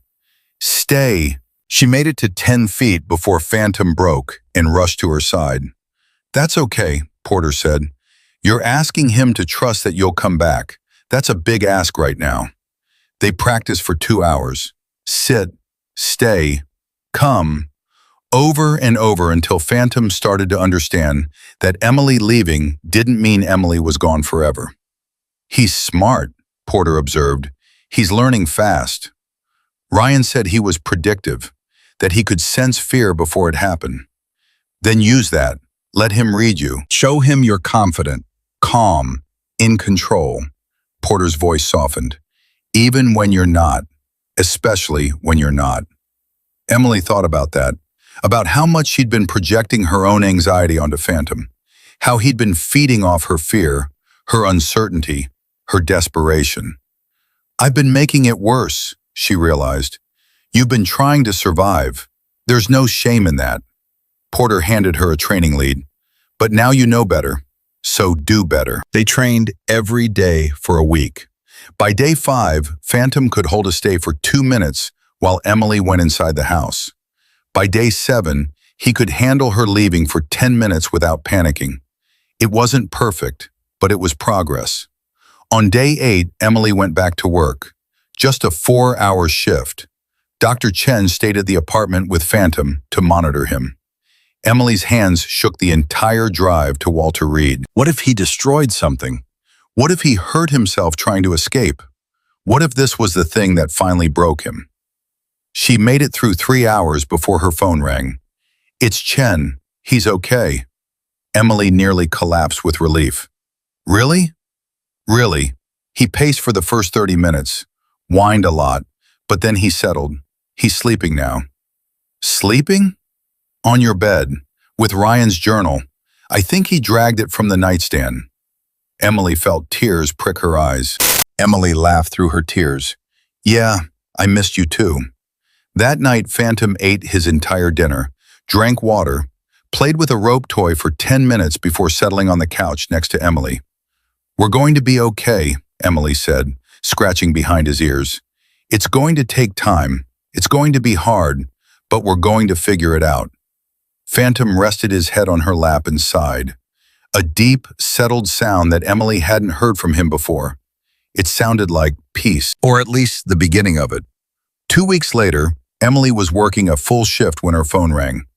Unknown number. She almost didn't answer. Nurse Carter? This is General Mackenzie from Naval Special Warfare Command. We need to talk about Phantom. Emily's blood went cold. Sir? There's been a development. We need you and the dog at the base by 1400 hours tomorrow. What kind of development? The kind we don't discuss over unsecured lines. Tomorrow, 1400 hours. Don't be late. He hung up. Emily stared at her phone, her heart pounding. After everything, after all the progress, they were coming for Phantom, and she had no idea if she had the power to stop them. Emily called Porter before her shift even ended. He answered on the second ring.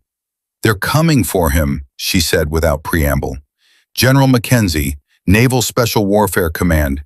He wants us at the base tomorrow at 1400 hours. Porter was silent for 3 seconds. What reason did he give? He didn't. Just said there was a development and hung up. That's not good. I know it's not good. Porter, what do I do? They can't just take him back. The guardianship papers are worth exactly as much as the military decides they're worth. Porter's voice was grim. Those contracts have clauses, loopholes. If they want him back badly enough, they'll find a way. Emily's grip tightened on her phone. So I just hand him over? After everything? No, you show up, you bring Phantom, and you make them explain exactly what they want before you agree to anything. Porter paused. I'll be there too. Mackenzie doesn't get to do this without witnesses. Thank you. Don't thank me yet. We don't know what we're walking into. Emily drove home 20 minutes later, her mind racing through every worst-case scenario. Phantom was waiting at the door when she walked in, tail wagging, completely unaware that tomorrow might be the day they got separated. She knelt down and wrapped her arms around him. I won't let them take you, I promise. Phantom licked her face, trusting her completely. That trust felt like a knife in her chest. That night, Emily couldn't sleep.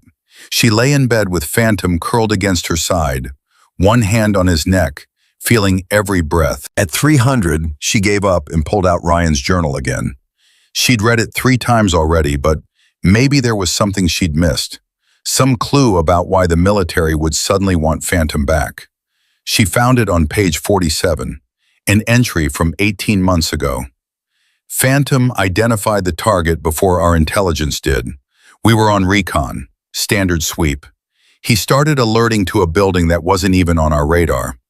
Turns out it was a weapons cache, high-value ordnance that could have taken out half our convoy if we'd missed it. The brass asked me how he knew. I told them he's just that good. But the truth is, I don't know. Phantom sees things we don't, senses things. It's like he's operating on a different frequency. Emily read it twice more. Then she checked the next entry. Command is asking questions about Phantom's detection capabilities. They want to run tests. I told them no, he's not a lab experiment, but they're persistent. Keep talking about maximizing operational potential. I don't like where this is going. The final entry about it was dated 6 months before Ryan's death. Mackenzie pulled me aside today, asked if Phantom could be trained to work with other handlers. I said no. He's a one-person dog. Mackenzie said that was a problem, that we needed assets that could transfer seamlessly between operators. I told him Phantom isn't an asset. He's my partner. Mackenzie didn't like that answer. I have a feeling this conversation isn't over. Emily closed the journal, her heart sinking. They didn't want Phantom back for redeployment. They wanted him for testing, for their program. The same kind of program that had created the experimental protocols and gotten dogs killed. She looked at Phantom, sleeping peacefully for the first time in weeks. They're not getting you. I don't care what I have to do. At 13:45 the next day, Emily pulled into the Naval Special Warfare Base with Phantom in the passenger seat. He was wearing Ryan's collar and a tactical vest Porter had dropped off that morning. Make him look professional, Porter had said.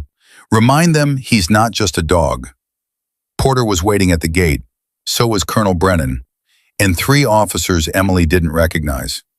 Carter, Brennan said, follow me. They walked through the compound in silence. Phantom stayed close to Emily's side, his body tense but controlled. He could sense her fear.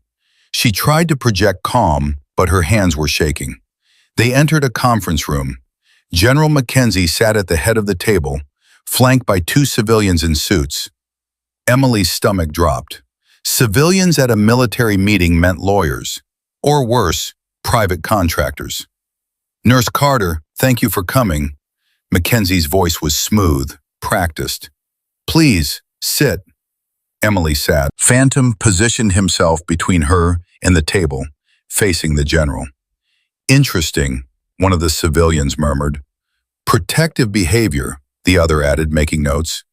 Before we begin, Emily said, her voice steadier than she felt, I'd like to know what this is about. Mackenzie leaned back in his chair. We've been reviewing Phantom's service record. Impressive doesn't begin to cover it. 42 enemy combatants neutralized. 7 rescue operations. Studying enhanced K9 capabilities. Pattern recognition. Threat prediction. Phantom demonstrated abilities during his deployments that we'd like to explore further. Explore how? Non-invasive behavioral testing. Observation. Maybe some cognitive assessments. Porter leaned forward. You want to put him in a lab?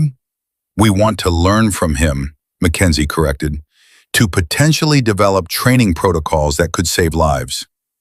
By doing what? Emily's voice rose. Running him through tests while he's still traumatized? Treating him like an experiment? We'd ensure his welfare, like you ensured the welfare of the dogs in Captain Harrison's program? Emily shot back. The ones that had to be euthanized because the testing broke them? The room went dead silent. Mackenzie's expression hardened. That program was shut down because of procedural violations. This is different. How? How is this different from creating dependency triggers and psychological conditions and then acting surprised when it doesn't work? Because we've learned from those mistakes. Mackenzie pulled out a folder. We're offering you a deal, Nurse Carter. Phantom participates in our research program. Voluntary basis. You maintain guardianship. He stays with you when he's not being tested. And in exchange, we cover all his medical expenses, provide you with housing, a stipend for his care. You're trying to buy my cooperation. I'm offering you resources. Right now you're working full-time and barely making ends meet.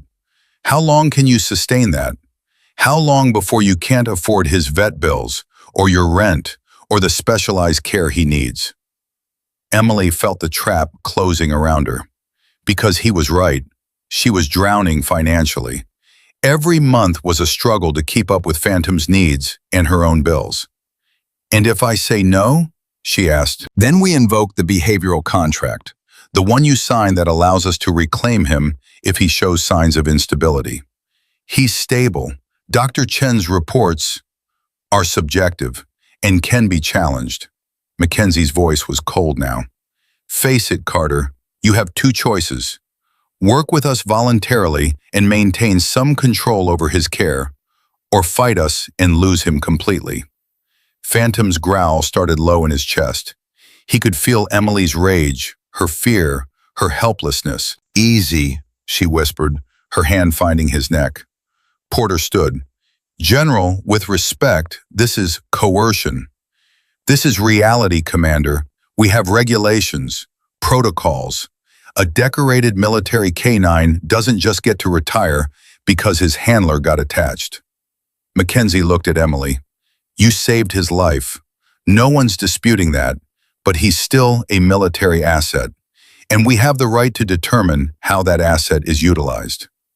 He's not an asset, Emily said through clenched teeth. He's a living being who watched his handler die and barely survived the trauma. You put him in a testing program now, and you'll destroy him. Or we'll help him, one of the researchers interjected.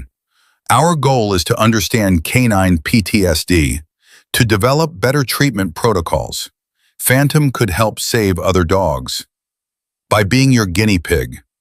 By contributing to research that could revolutionize how we handle combat trauma in military canines. The researcher leaned forward. Think about it, Ms. Carter, how many dogs like Phantom are out there right now, suffering, being put down because we don't know how to help them? If Phantom participates, if we can learn from his responses, his recovery, we could save dozens, maybe hundreds. Emily wanted to throw something, because that argument was designed to appeal to exactly the part of her that had tried to save Atlas, the part that still carried guilt over every dog she couldn't help. How long? She asked quietly. Excuse me? How long would the testing last? Mackenzie and the researchers exchanged glances. 6 months, maybe a year. And what exactly would you be doing to him? Cognitive assessments, behavioral observations, some neuroimaging to understand his threat detection capabilities, controlled exposure therapy to measure his trauma responses. Controlled exposure to what? Simulated combat scenarios, loud noises, unexpected stimuli, nothing that would harm him physically. But you'd be triggering his PTSD deliberately.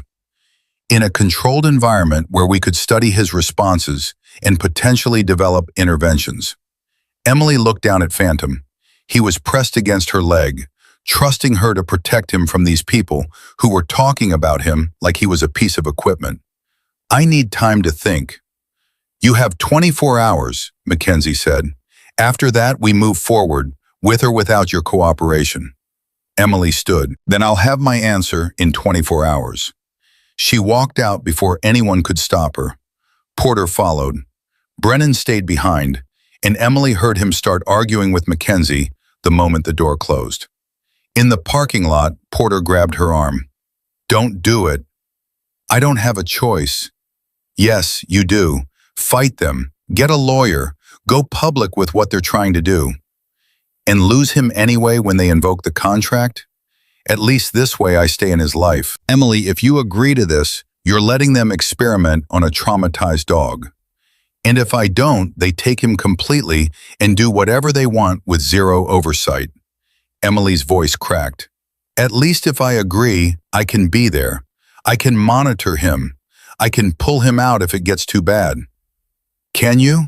Because that contract Mackenzie's offering Probably has clauses that won't let you back out once you've signed. Emily didn't answer because she knew he was right. That night, she sat on the floor with Phantom and Ryan's journal spread out in front of her. There had to be something, some clause, some loophole, some way out of this that didn't end with Phantom in a lab.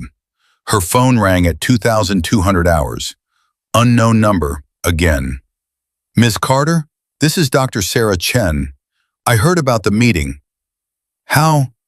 Brennan called me. He's worried. So am I. Chen's voice was urgent. Don't sign anything. They're using Harrison's research as a foundation. The same research that got dogs killed. They said they'd learn from those mistakes. They said that last time too. Emily, I worked with some of those dogs, the ones in Harrison's program. What they went through, Chen's voice broke. It wasn't research, it was torture dressed up in scientific language. Emily's blood went cold. What did they do? Stress testing to the point of psychological breaks, forcing dogs to relive trauma repeatedly to measure cortisol responses, separating them from their handlers for weeks to study attachment disruption. Chen was nearly crying now. 3 dogs had complete mental breakdowns. 2 more became so aggressive they couldn't be handled. All of them were euthanized within 6 months of the program ending. Oh my God. If you let them take Phantom, if you sign that contract, you're handing him over to the same people who ran that program. Different names, same methods. Then what do I do? They're going to take him anyway. Run, take Phantom and disappear. I'll testify that he's too unstable for testing, that the stress would kill him. Buy yourself time to find another solution. I can't just run. They'll charge me with theft of military property. Better that than watching them destroy him. Chen's voice was fierce. Emily, you saved his life once. Do it again. Whatever it takes. She hung up. Emily looked at Phantom. He was watching her with those intelligent eyes, waiting for her to make a decision, waiting for her to save him. Again. She pulled out her laptop and started searching. Military canine advocacy groups, animal rights lawyers, journalists who'd covered the Harrison program, anyone who might be able to help. At 0100, she found a name, Jennifer Ramos, investigative reporter for the Washington Post. She'd written 3 articles about military canine abuse and the Harrison program specifically. Emily drafted an email, deleted it, drafted another, finally hit send at 0147. Ms. Ramos, my name is Emily Carter. I'm the guardian of a military canine who's being forced into an experimental research program against my consent. I have evidence that this program is connected to the same people who ran Captain Harrison's trials. I need help. If you're interested, please contact me as soon as possible. Bigger than Harrison. If they're trying to resurrect that program using a decorated SEAL canine without proper oversight, that's a story. Can you stop them? I can make it very public, very fast. Military brass hates bad press. If I publish this, they'll back off to avoid the scrutiny. How fast can you write it? I need to verify some details. Talk to sources. Maybe 48 hours. I have 24. Then we're cutting it close. Ramos paused. Emily, once this goes public, you're going to face retaliation. They'll come after you hard. Your job, your reputation, maybe criminal charges for leaking information. I don't care. You should. This could ruin your life.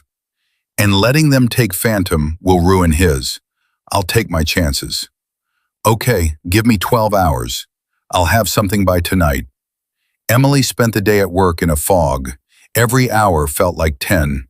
Every time her phone buzzed, she jumped. At 1500, Porter called. Mackenzie wants your answer by 1800 tonight.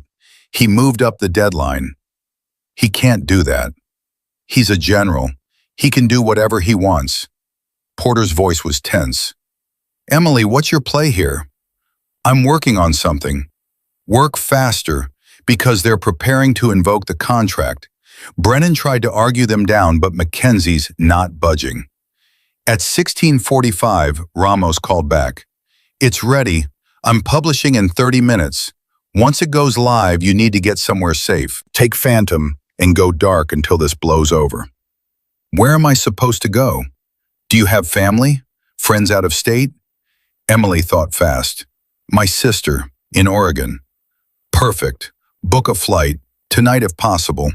And Emily, turn off your phone once you're on the road. They'll try to track you. Won't that make me look guilty? You're about to become a whistleblower. Looking guilty is the least of your problems. The article went live at 17:22. Emily watched it populate on the Washington Post website with her heart in her throat. Military revives controversial canine testing program despite past failures. The subtitle read, Decorated Navy SEAL dog targeted for research connected to discredited trials that resulted in multiple animal deaths. Ramos had included everything. Quotes from Dr. Chen about the Harrison program, Emily's testimony about the coercion, excerpts from Ryan's journal showing the military's long-standing interest in Phantom, photos of Phantom's medical records from the surgery. It was damning. Emily's phone started ringing immediately. Mackenzie, Brennan, unknown numbers. She ignored all of them. At 17:30, someone pounded on her apartment door. Carter, open up! This is Colonel Brennan! Emily grabbed Phantom's leash and Ryan's journal. She'd already packed a bag, already called her sister, already booked a flight leaving from Baltimore at 2100. She opened the door. Brennan's face was red with fury. What the hell did you do? I protected my dog. You leaked classified information to the press. Do you have any idea what you've done? I exposed an illegal program. Same thing I should have done with Harrison. This is not Harrison. This was legitimate research. Was it? Because Dr. Chen says otherwise. And Ryan's journal says otherwise. And my gut says otherwise. Emily pushed past him with Phantom at her side. I'm not letting you destroy him for data. You're going to be court-martialed for this. I'm a civilian. You can't court-martial me. Then we'll arrest you for theft of military property. Try it. See what the Post writes about that. Emily kept walking toward her car. Phantom stayed glued to her side, sensing the danger. Brennan followed. Where do you think you're going? Somewhere you can't find me. Emily, stop. Just stop and think for 1 second. You're throwing your life away for a dog. She turned on him, eyes blazing. He's not just a dog. He's a soldier who served 3 tours and watched his handler die and survived trauma that would break most people. And I'm not letting you put him in a lab to relive that trauma for your research. It's not my research. I don't care whose research it is. Emily's voice broke. I already failed one dog. I held Atlas while they put him down because I didn't know how to save him. I'm not doing that again. Not with Phantom. Not ever.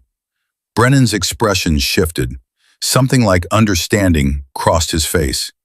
Emily, let me go, Colonel. Please, just let us go. For a long moment, Brennan didn't move. Then he stepped aside. Emily loaded Phantom into the car and drove away without looking back. She made it to Baltimore in 90 minutes. Parked in long-term parking, turned off her phone like Ramos had instructed. At the ticket counter, the agent looked at Phantom. Service dog? Emotional support, Emily lied. I have the paperwork. She didn't, but Porter had given her a forged certificate weeks ago, just in case. Military bureaucracy moves slow, he'd said, but trouble moves fast. Be prepared. They boarded at 20:45. Phantom sat at Emily's feet, calm despite the chaos of the airport, like he understood they were running, like he trusted her to know where they were going. The plane took off at 21:07. Emily watched DC disappear below them and felt something in her chest loosen. We did it, she whispered to Phantom. We actually did it. Phantom's tail thumped against the floor. They landed in Portland at 1:15 local time. Emily's sister Rachel was waiting at arrivals with tears in her eyes. Oh my God, Em, what did you do? I'll explain everything. Can we just go? Rachel drove them to her house in silence. Phantom fell asleep in the back seat, exhausted from the stress. At Rachel's house, Emily collapsed on the guest bed and finally let herself cry. Not from fear, from relief. Phantom climbed up beside her and rested his head on her chest, right over her heart, the way Ryan had described in the journal. "We're okay," Emily said. "We're going to be okay." But 3 hours later, her sister knocked on the door. "Em, you need to see this." Rachel held out her phone. A news alert from the Post, a follow-up article. General McKenzie resigns amid canine testing scandal. Program suspended pending investigation. Emily read it twice to make sure it was real. McKenzie was gone. The program was shut down. The Department of Defense was launching a full review of military canine research protocols. "You won," Rachel said softly. They backed down. Emily's phone, which she'd turned back on to check the news, started buzzing. Messages from Porter, from Dr. Chen, from Ramos, all saying the same thing. The fight was over. Phantom was safe. At 0800, Emily called Porter back. "Is it really over?" she asked. "For now. Mackenzie's out. The researchers are being investigated, and Brennan is vouching for you. Says you acted to protect Phantom from an illegal program." "Will there be charges?" "No, the optics are too bad. They can't prosecute a nurse for protecting a dog from unethical research without looking like monsters." Emily felt her knees go weak. "So we can come home?" "You can come home." Porter's voice was warm. "And Emily, Ryan would be proud. Of both of you." That night, Emily sat in Rachel's backyard with Phantom lying in the grass beside her. The stars were out. The air was clean. And for the first time in 2 months, the future didn't feel like a weight pressing down on her chest. "We made it," she told Phantom. "Against all odds, we actually made it." Phantom rolled onto his back, asking for belly rubs. Emily laughed and complied. They'd won the battle, not with violence or dominance or control, with the truth, with loyalty, with the kind of courage that came from loving something more than you feared losing everything. And as Phantom's tail wagged in the starlight, Emily understood what Ryan had known all along. Some warriors fight with weapons. Some fight with words. And some fight by simply refusing to give up on the ones who need them most. Emily and Phantom flew back to D.C. 3 days later. The media storm had died down, but the damage was done. Or the healing had begun, depending on who you asked. Porter met them at the airport with Dr. Chen. Both looked exhausted. "Welcome back," Porter said, reaching down to scratch Phantom's ears. The dog tolerated it now, didn't pull away or growl. Progress. "We need to talk." That sounds ominous. "It's complicated." Dr. Chen glanced around the busy terminal. "Not here. Your apartment?" 20 minutes later, they were all crammed into Emily's living room. Phantom immediately went to his corner, but this time he didn't press himself against the wall. He just lay down, watching. Porter pulled out a folder.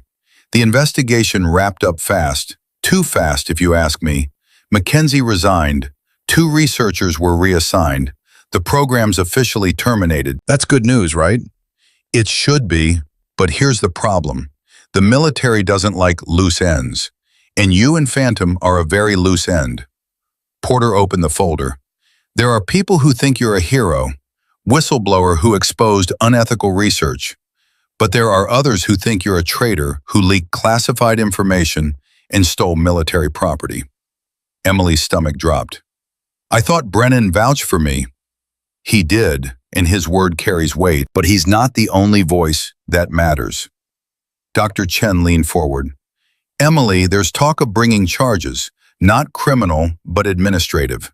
Fines, restrictions on future government employment, maybe a civil suit for breach of contract. I saved a dog from being tortured. We know that. The public knows that. But the military sees it differently. They see insubordination, theft, embarrassment." Porter's expression was grim. "And they want someone to pay for it." Emily looked at Phantom. He was watching her with those intelligent eyes, completely unaware that his safety had cost her everything. What are my options? Fight it, get a lawyer, drag it out in court for months, maybe years. Spend money you don't have on legal fees. Dr. Chen's voice was soft. Or take a deal. What kind of deal? Porter slid a document across the table. Full immunity from all charges. No fines, no restrictions. Your record stays clean. In exchange for what? You help them fix the problem you exposed. Dr. Chen pointed to the document. They want to overhaul their canine trauma protocols, develop new standards for handling dogs who've lost handlers, create proper retirement procedures, and they want you to consult. Emily stared at the paper like it might bite her. They want me to work for them after everything? They want your expertise.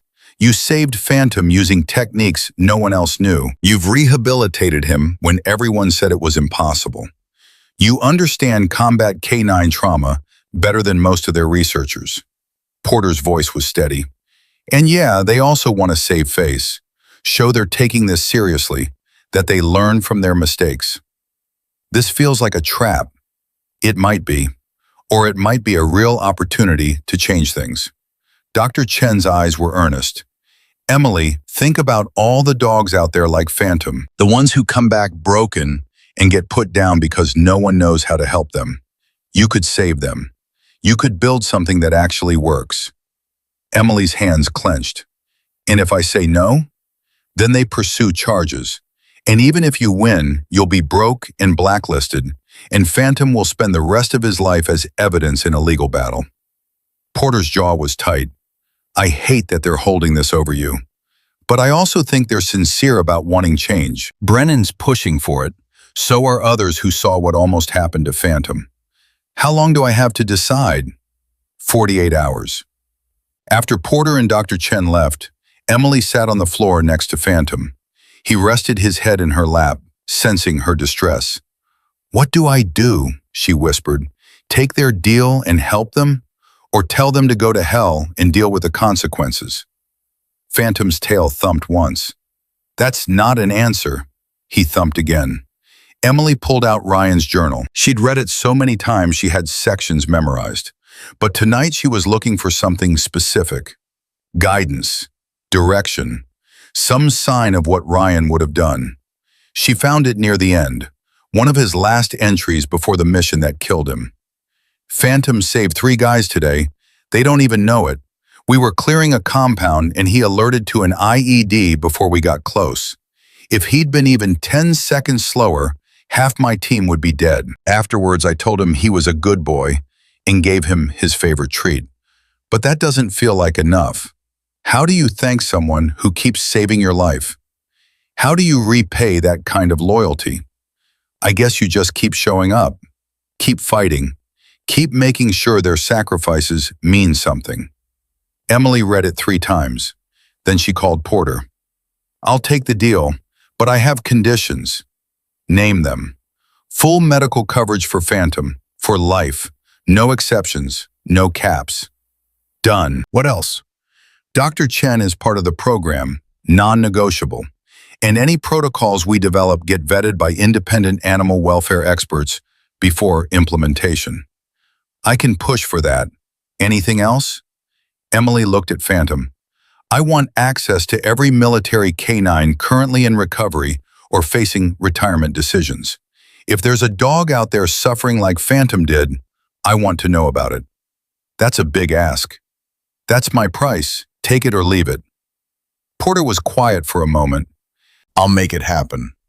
The program launched 6 weeks later. They called it the Callahan Protocol, named after Ryan. Emily tried to object, but Porter insisted.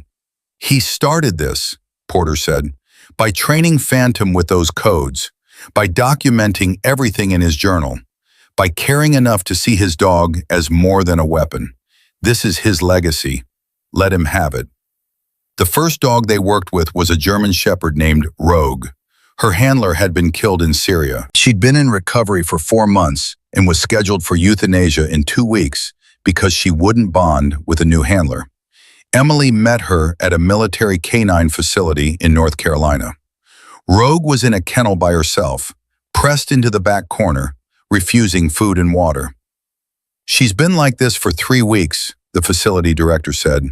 "We've tried everything. She's just given up." Emily knelt outside the kennel. Rogue's ears were flat. Her eyes were dull. She looked exactly like Phantom had that first night. What was her handler's name? Staff Sergeant Maria Torres. KIA during a convoy attack. Emily pulled out a notepad. "Tell me everything about their partnership, how they worked together, what commands Torres used, what Rogue's triggers were." The director looked skeptical. "You think talking to her is going to fix this?" "I think understanding her is going to fix this. There's a difference." It took 3 days to piece together Rogue's history. Torres had trained her with Spanish commands, had used a specific whistle pattern to signal all clear, had given her a purple rope toy as a reward after successful missions. On day 4, Emily brought a purple rope toy to the kennel. Rogue's head lifted for the first time. "Yeah," Emily said softly. "You remember this, don't you?" She whistled the pattern Torres had used. 3 short bursts, 1 long. Rogue stood up, took 2 steps forward, stopped. Emily whistled again. Rogue came to the kennel door and pressed her nose against the bars. "There you are," Emily whispered. "I see you, and I know you're scared. But Maria wouldn't want you to give up. She'd want you to fight." Over the next 2 weeks, Emily worked with Rogue every day, building trust, establishing new patterns, showing her that losing Torres didn't mean losing everything. When Rogue ate her first full meal, Emily cried. When Rogue wagged her tail at a new handler, the entire facility staff applauded. When Rogue was cleared for adoption to a veteran with PTSD who needed exactly the kind of loyal, protective companion she could be, Emily felt something shift inside her chest. Purpose. This was purpose. 3 months in, the Callahan Protocol had worked with 12 dogs. 10 of them had been successfully rehabilitated and rehomed. 2 were still in progress. The military brass noticed. Funding increased. They brought Emily on full-time with a salary that actually let her breathe. Dr. Chen joined as clinical director. Porter consulted on handler training. But it was the call at 1900 on a Tuesday night that changed everything. "Miss Carter, this is Mark Winters. I'm a Marine Corps veteran. I served with Staff Sergeant Torres. I heard what you did for Rogue." "Yes?" "I'm struggling.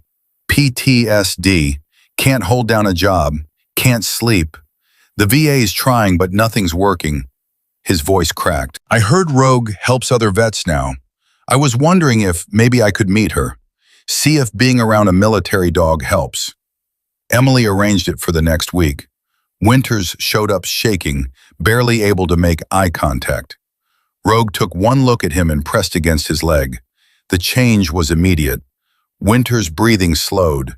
His hands stopped trembling. For the first time in months, he smiled. "She remembers," he whispered. "She remembers Maria used to talk about me, used to say I was her best friend." Emily watched them together and felt an idea crystallize. What if it wasn't just a visit? What if we matched you? Permanently? Winter's eyes filled with tears. "I can't afford a service dog. The waiting lists are years long." This wouldn't be through traditional channels. This would be through the Callahan Protocol, matching combat veterans with rehabilitated military canines. Dogs who understand trauma because they've lived it. Vets who understand these dogs because they've been there. That's a thing? It is now. She pitched it to the program directors the next day. They were skeptical until she showed them the video of Winters and Rogue. The transformation was undeniable. "We'd need funding, oversight, proper vetting of both the dogs and the veterans," one director said. "I know, but it works. I've seen it work." Emily pulled up data from her laptop. 70% of veterans with PTSD report improvement with service dog support. Military canines already have the training. They just need handlers who understand them. And you think traumatized vets and traumatized dogs are a good match? I think they speak the same language.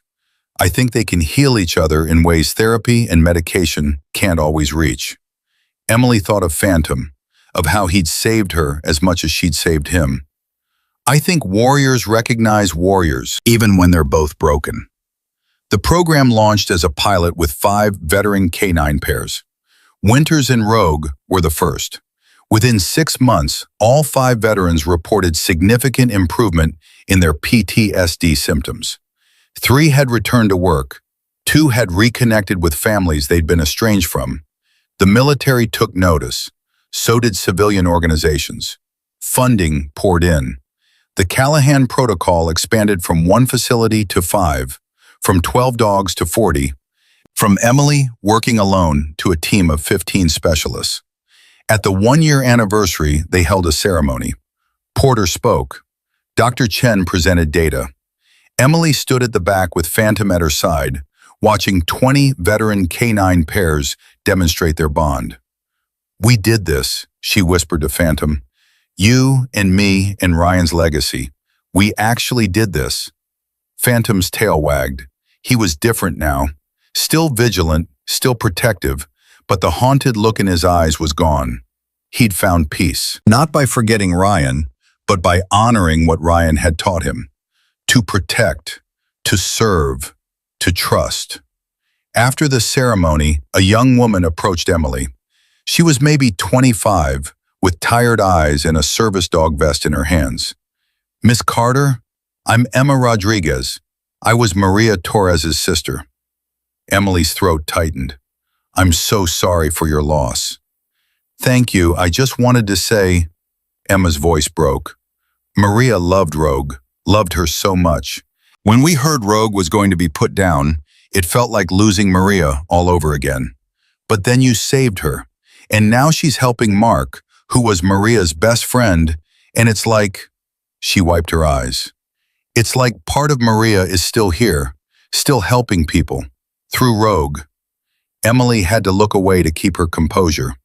"Your sister was an incredible handler. Everything I know about Rogue came from her training, her love. She'd be grateful for what you've done, for all of it." After Emma left, Porter found Emily sitting alone with Phantom in a quiet corner. "You okay?" "I keep thinking about Atlas, the dog I couldn't save, the one that started all of this." "What about him?" "I spent years carrying guilt over his death, thinking I'd failed him. But maybe," Emily stroked Phantom's neck, "maybe he didn't die for nothing. Maybe his death taught me what I needed to know to save Phantom, and Rogue, and all the others." "That's not failure, Emily. That's learning." "It still hurts." "It should. The ones we lose should always hurt. That's how we know we cared enough to try." Porter sat down beside her. "Ryan used to say the same thing, that every mission where someone didn't come home taught him how to bring more people home the next time. The pain was the price of growth." Emily pulled out Ryan's journal. She carried it everywhere now. "There's an entry in here. About 3 weeks before he died, he wrote, 'Sometimes I wonder if Phantom understands what we're doing out here. If he knows that the people we save go home to families, to lives, or if he just knows that I ask him to find them and he does it because he trusts me. Either way, I'm grateful for his trust, for his courage, for the reminder that even in the worst places, there's still loyalty, still love." Porter's eyes were wet. He knew what was coming. On some level, he knew. "How can you tell?" "Because that's the kind of thing you write when you're making peace, when you're preparing for the end." Porter took a shaky breath. "I think he knew that mission was going to go bad, and I think he made sure Phantom would have a way forward. Through those codes, through the journal, through you. He didn't know I existed.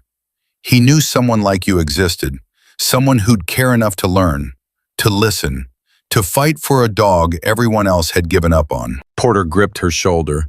"You were his contingency plan, Emily. His last act of love for the partner who'd kept him alive. And you came through." The weight of that settled over Emily like a blanket, warm and heavy and sacred. 6 months later, Emily was invited to speak at a military canine conference. 200 handlers, trainers, and program directors. She stood at the podium with Phantom lying at her feet and felt completely out of place. "I'm not a handler," she started. "I'm not military.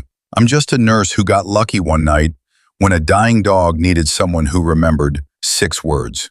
She told them about Phantom, about the surgery, about the nightmares and the couch in the moment she'd almost given up, about Ryan's journal and the codes and the slow, painful process of learning to trust each other. "What I learned is this," she said, her voice steady now. "These dogs aren't tools. They're not equipment. They're warriors with their own trauma, their own grief, their own capacity for loyalty that should humble us. And when we forget that, when we treat them like assets instead of partners, we lose something essential. We lose the bond that makes this work in the first place."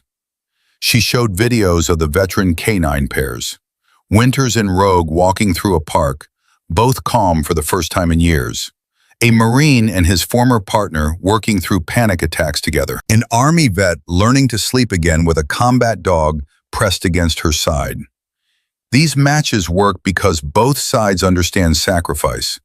Both sides know what it means to lose someone, to fight when you're scared, to keep going when everything inside you says quit. Emily looked down at Phantom.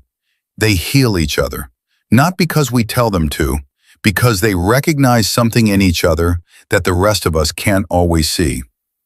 The standing ovation lasted 3 minutes. Afterwards, a dozen handlers approached with questions, with stories, with dogs who needed help. Emily took every name, every detail, every chance to save one more.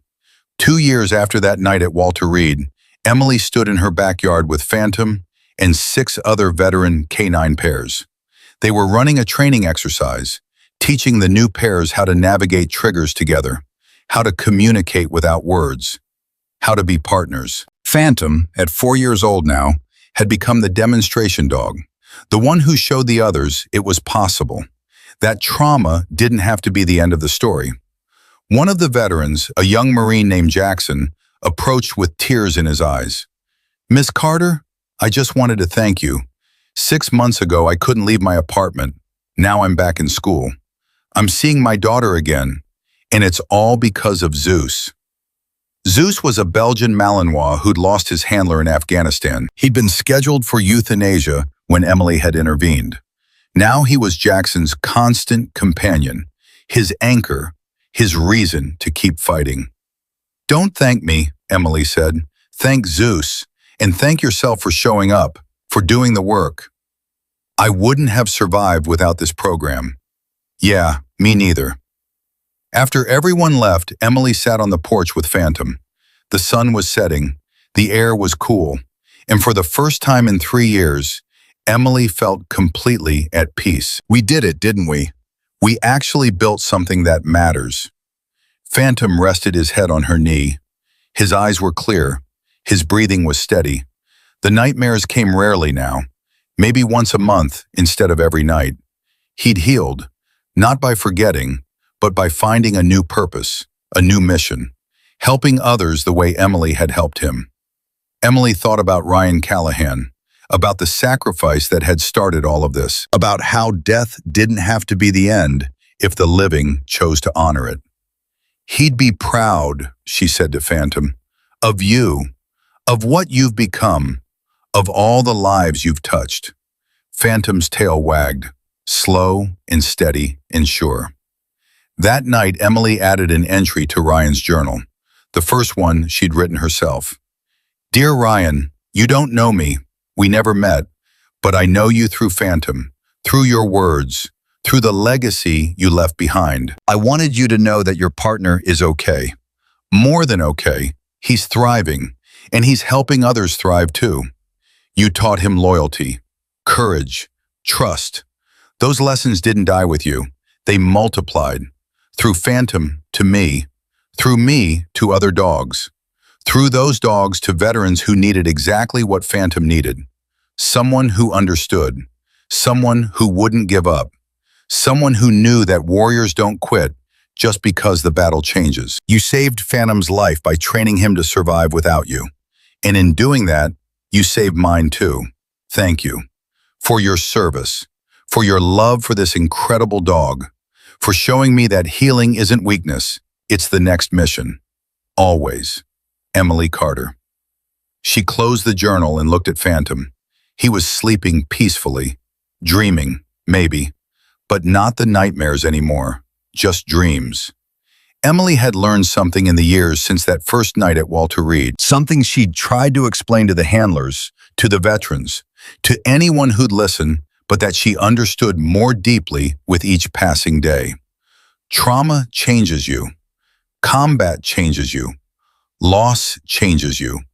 But change doesn't have to mean breaking. It can mean evolving, growing, finding strength in places you didn't know existed.